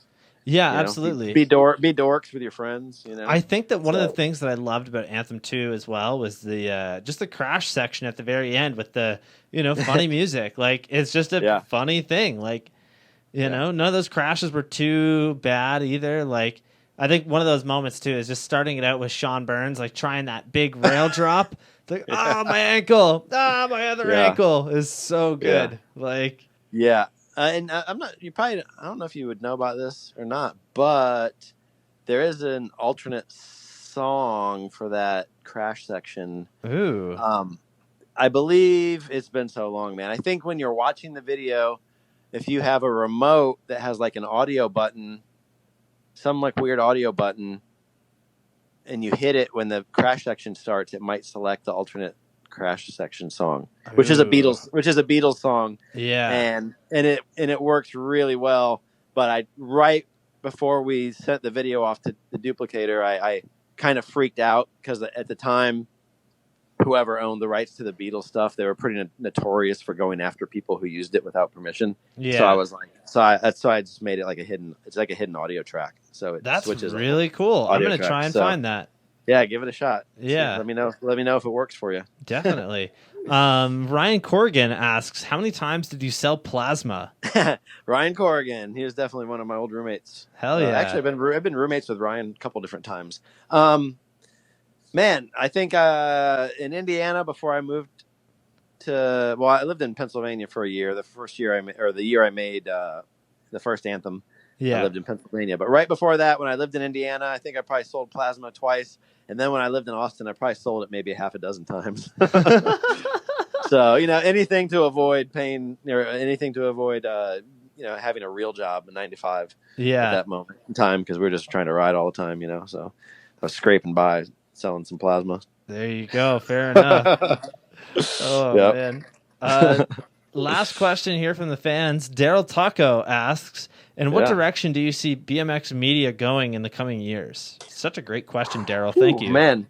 Yeah, that is a good question, isn't it? That is like the question. Yeah. You know, I don't really know. It's like, oh man, you know, I think right when you think that you might have an idea where it's going, it's going to take another turn. You know, like people aren't really filming like actual real deal video parts that much anymore. You know, I mean, there are a few people doing DVDs, which is great for us purists. You know, like who love it, but it doesn't really make a whole lot of sense. You know, financially or even just like logistically, like watching, you know, how many people still have DVD players, you know? That was something but it seems like, go ahead. Sorry. That was something that in my last video, when I came out with the DVDs, people were like, oh, well, I don't have a DVD player. And I was like, I didn't even think of that for some reason, where I was like, I should have done digital, but I also, you know, didn't have all the song rights, didn't have any of them, to be honest with you. But as a small project, I just looked at it as like, are they really going to come after somebody that's only selling 100 of these? Like, no, yeah, yeah, and then it's tough. I mean, man, people. I mean, I was pleasantly surprised doing the Anthem 2 reissue. I'll be straight up with you. I thought 100 people were going to want DVDs, maybe. Yeah. You know? And when it comes down to it, how many did I sell? Maybe like 500? Wow, that's really good, yeah. Or maybe, you know, it might have been a little bit more than that. But regardless, I was shocked. I was like, wow, this many people still have DVD players? You know? Well, I feel like for a lot of people, it was kind of something where, like, they don't even have a DVD player, but they just want to own a physical copy of it, you know? Yeah. I'm sure it's like records, too. Some people probably still buy vinyl, even if they don't have a turntable, you know? Like, they just think it's cool, you know? Or like it's a relic, you know? Like, oh, it's kind of a collector's item, so they want to buy it. But you know, I mean, it is kind of weird because nowadays you don't even really see that many people put out, like, video parts, you know? Even on the web. It's not very many. Like, no, it's few and far between, and you don't see things like, you know, for a while there you were seeing, you know, okay, this guy's got a power hour, you know, on the web, or this team they're going to stop at the skate park and shoot a skate park edit, you know, like you're not even really seeing that stuff anymore. It's just, you know, a clip here, a clip there, or whatever, you know. But I mean, I do have to say, I really love what Nathan Williams and Christian Regal just did, you know, with that Why Not project, oh my God, you know? it was incredible. Yeah. It was incredible. And it, you know, and it makes sense. Like, you know, like I love physical DVDs. Those are great. There is a part of me that's like, wow, this is like kind of wasteful, you know, like packaging and then all this stuff, you know, and it just sits on a shelf or whatever, you know. I mean, that's up to the consumer if they want that or not, you know.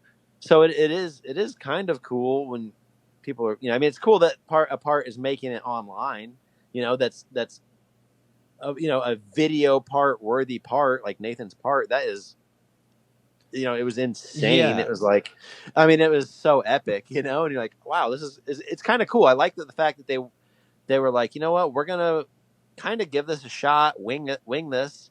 I can't really think of many people that have done something like that, like put a part, like premiere it, like it's only available online and you pay to download it or whatever. You know, there are a couple instances of people that have done that, but on this scale, you know, this is like an epic part that could be an ender in any DVD, in any major DVD that comes out, you know? So I like the fact that they weren't afraid to try it. You know, obviously that's the name of the project. Why not? All right, we'll give it a shot. Why not? Yeah, exactly. But, you know, and two, it's, you know, it is nice that it's affordable. You know, it's not like you have to go out and buy a $20 DVD to get this part. You know, maybe you just wanted to see Nathan's part in a DVD, you know, or you just want to you just want to buy one part for a few bucks. Everyone's, you know, most everyone has $4 laying around. They don't all have 25 to order a DVD from somewhere, you know? So, so that was really cool. That aspect, you know, it's like, you're going to get a lot of eyes on it, you know? Of course it's got to be the quality has to be amazing, the riding and the production, or else people are going to feel ripped off. I don't know how that would work if like everybody started doing that with like every rider. Of course, Nathan's like the cream of the crop, so. Yeah, I think the reason that it worked so well for this first go at it, because realistically in BMX, I can't remember anybody other than Nathan. This is like really the first time we're seeing this, where people are paying to see a digital copy of this. You know what I mean? I know for sure. A couple people have done it a while back. I don't remember who it was. I remember a couple people kind of putting their toe in the water and trying. Yeah, I think this is the first time we've seen like a mainstream big rider, though. Nathan's this top scale 5, of such an epic part. For sure. I think. You have to be an epic rider to pull this off. Oh yeah, and I love because people are used to seeing, every rider having their footage on. If you're a sponsored rider, you're probably putting out a part, once a year or once every couple of years at least, something. So people are used to getting it for free, and even Nathan, his stuff does usually end up online anyways, even if he does film it for a major DVD. That's kind of the way, most of the times you have someone who's paying to, a sponsor who's making this thing happen. So in the end, their ultimate goal is to get as many eyes on it as possible, Yeah. Which is a little different than, someone like Christian putting it together. He obviously he wants people to see it, but he doesn't have an advertising budget, like a brand does. He's, they're going out on a limb and putting their own money into this thing, which is amazing. They have faith in the project, and they're kind of like, well, we just want to make this. We need to see how it works, but we're just going to do it. We're going to make it happen no matter what, which is commendable, Hell yeah. Yeah, they did such an amazing job. I don't think anybody else could have pulled it off this well, especially with the sales side of things. And there was people that were like, oh, well, it's $5 and I'm not getting anything, when realistically you did get entered into a raffle where you could win stuff. And the only complaint that I do have is that maybe they could have done a hard copy thing for people that do like hard copy, but I understand the reason why they didn't, because it's fucking expensive. As somebody who's done it, like my last video, I had to charge $20 for it because it came with a DVD as well as a booklet. And it was costing me almost $10 per video to do it. And I got to make some money at the end of the day. So you're dumping so much time and energy into it. And of course you're not doing it to get rich or make a lot of money or whatever. Not, yeah. But you also don't want to lose your ass on it. You're already investing all this time and energy. You don't want to also lose money. My thing was always like, as long as I can pay for the actual printing of everything and, maybe buy a couple beers with it, I'm happy. At the end of the day. As long as you're stoked too on something, what you made, of course. And you don't lose your ass. That's a nice feeling. Yeah. Oh man, Stu, this has been incredible. Thank you so much for doing this today. We have one last question for you. All right. So thanks for having me. I appreciate it, man. Yeah. Good. Well, thank you. I'll be honest, Daryl kind of fucked me over here because that question was so good. And it was one that I was going to use for the end, because I always make my last question super important and a really hard-hitting one. But anyways, my last question for you is, what is your advice for someone wanting to get into the world of BMX filming? Yeah, that's a good question. There are so few people that, get to do it for a living.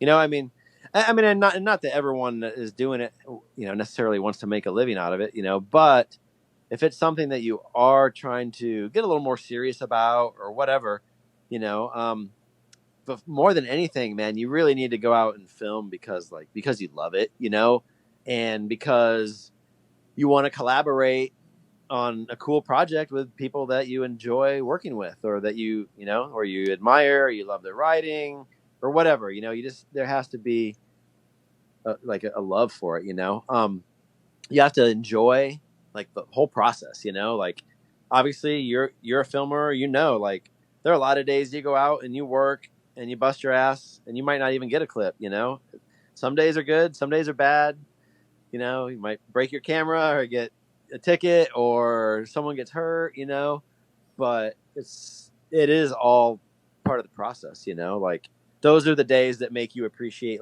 the good days when you come away with a handful of clips, or you guys you and your crew had an awesome time, you know? Yeah, absolutely. That makes it all worth it, you know? But also too, like if you're trying to, you know, turn it into a job or some extra, you know, makes a little money doing it, you really have to, you know, first of all, you have to, if you get an opportunity, you don't say no, you know, like in all the years, you know, how long have I've been making videos for 25 years, I guess. I can probably count the amount of times I passed on a project. I can probably count it on one hand, you know? Wow, like, yeah. For the most part, you're like, okay, well, if someone's giving me an opportunity to go out and do something I love, then yep, I'm going to do it. And, you know, you never know what one gig can turn into, you know? It's like, okay, well, I'm doing stuff for props now. And then all of a sudden, well, holy crap, Matt Hoffman just asked me to work on a project with him. Like, you know, like it's that's one thing in the, you know, the BMX video world. There are a lot of times when if I'm considering asking someone to work on a project or whatever, I'll ask 5 other people that have worked with them, hey, what's it like to work on a project with that person, you know? Like, and if they're cool, they're awesome, they're great, you know? Okay, well, that's great. You know, a recommendation goes like a long way. So, Oh, absolutely. so you definitely, when you work for people, you want to, you know, you want to work hard. You want to be easy to work with. You don't want to be a pain in the ass, you know? Like you'll want to be reliable, because in the end, you know, like, yeah, BMX is awesome. It's fun. Like, we love it. But in the bottom line is, if you're doing a project for someone, they're paying you their hard-earned money to do something for them that's going to help their brand or whatever. So, you know, you want that project to come out good. You know, you want them to be stoked on it. You want people to be psyched on it. Like, you know, you don't ever want someone to hire you and be like, yeah, he was okay, or I wish I would have hired someone else. Yeah, of course. You don't want to waste someone's time and money, especially in BMX, because BMX is small, you know, and everyone talks. Like, so if you're a pain in the ass to work with, trust me, other people are going to hear about it, you know? Oh, for sure. Yeah. But it's like, the bottom line is, if you enjoy it and it's fun, then you're going to want to work hard at it and, you know, make something cool. And that's just going to, you know, it's going to lead to more gigs, and I don't know, you're going to be stoked. You know, it's hard work, but anything that you love is worth hard work, you know? Yeah, absolutely. It's definitely, at the end of the day, I think the thing that really spoke to me was just finishing all these projects and feeling that, you know, just knowing that they're finished and that I put as much effort as I could into it. And like, yeah, I don't know, there's nothing better than the feeling I had when we did our premiere for our last video, Space Goats. And like, I had to rent out this place, and it was going to cost me $600. I had just put $600 into getting the DVDs printed. I had to buy a projector and a sound system in order to use this place. So, you know, at the end of the day, close to $2,000. And I was like, this is a lot of money. And like, if nobody shows up, I'm fucked. Like, I literally didn't have the money to pay these people for the venue. And I was astounded 15 minutes after we opened the doors, because I had to start turning people away. There was people standing in our like walkway, like peeking over everybody's heads, just trying to get a look at everything. And it was incredible. Like, that was such a feeling that I will never get ever again unless I make another video, but I don't think it'll be quite the same. Like, I literally thought I was going into that having to be like, I don't know, man, like, here's the rest of my money for rent this month. Like, I don't know what to tell you, you know, but it worked out so well. Yeah, you can't compare anything to the feeling of like completing a project and being happy with it, you know, and the people that are in it are happy with it. And like, you know, I mean, you know, this whole week I'm sitting here and I'm on Instagram and I'm looking at people talking about how inspiring Julian Molina is, you know. Matt Hoffman posts about him, and I get like choked up. Like, imagine being Julian. He's this kid from middle of nowhere in Colombia, and all of a sudden Matt Hoffman's talking about how Julian's his hero, you know, like, it's incredible. Nothing will ever top that type of feeling, you know, like, and what you're like that right there is worth no matter how many, you know, me sitting here in my office editing for 16 hours straight for the past 2 months, having zero social life, you know, worth it. Every second of it was worth it to see that, you know, like, it's amazing what when you get together with a good crew of people, like what you can accomplish, Absolutely. And, just to really talk about the Matt Hoffman thing there, all it takes is Matt Hoffman 2 minutes to take footage of Julian and post it to his Instagram and just say, this guy's my hero. But the amount that it does for Julian is ridiculous. I guarantee Julian is like, smile ear to ear, like so like happy and so like, thankful that people are really enjoying his video part. And I don't know, man, I'm actually going to be kind of heartbroken if he doesn't take the fan win, but I'll understand it, but for me, Julian was by far the biggest hero for the past like year in BMX by far. So huge shout out to Julian. You definitely earned it. Yeah, it's cool.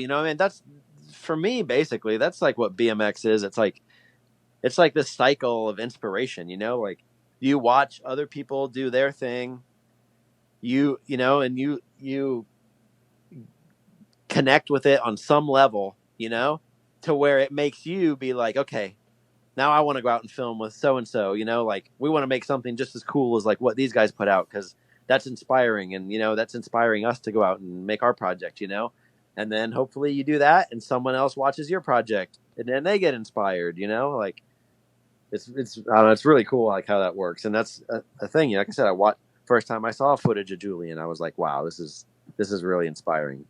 So now for me to be able to include him in the show and show other people, that's another thing too. People will be like, try and give me credit for making the show or whatever. And like, that's cool. I appreciate like compliments or whatever, but like it's BMX. Like, we're all making this stuff together, like, guess what? Me making a show without these 6 teams, it's nothing. There is no show. Like these guys are all going out and they're busting their asses and putting their hearts into it. And that's what makes it so special. Is a huge group effort, Like I'm lucky to where I get to kind of help assemble these guys, which is an honor for me. But like, I'm just as honored that they're involved with the project and that they're into it. Like I mean, Garrett Reynolds, Nathan Williams, these dudes are the biggest riders on the planet. Yeah. They don't need to do Real BMX. They don't have to do it.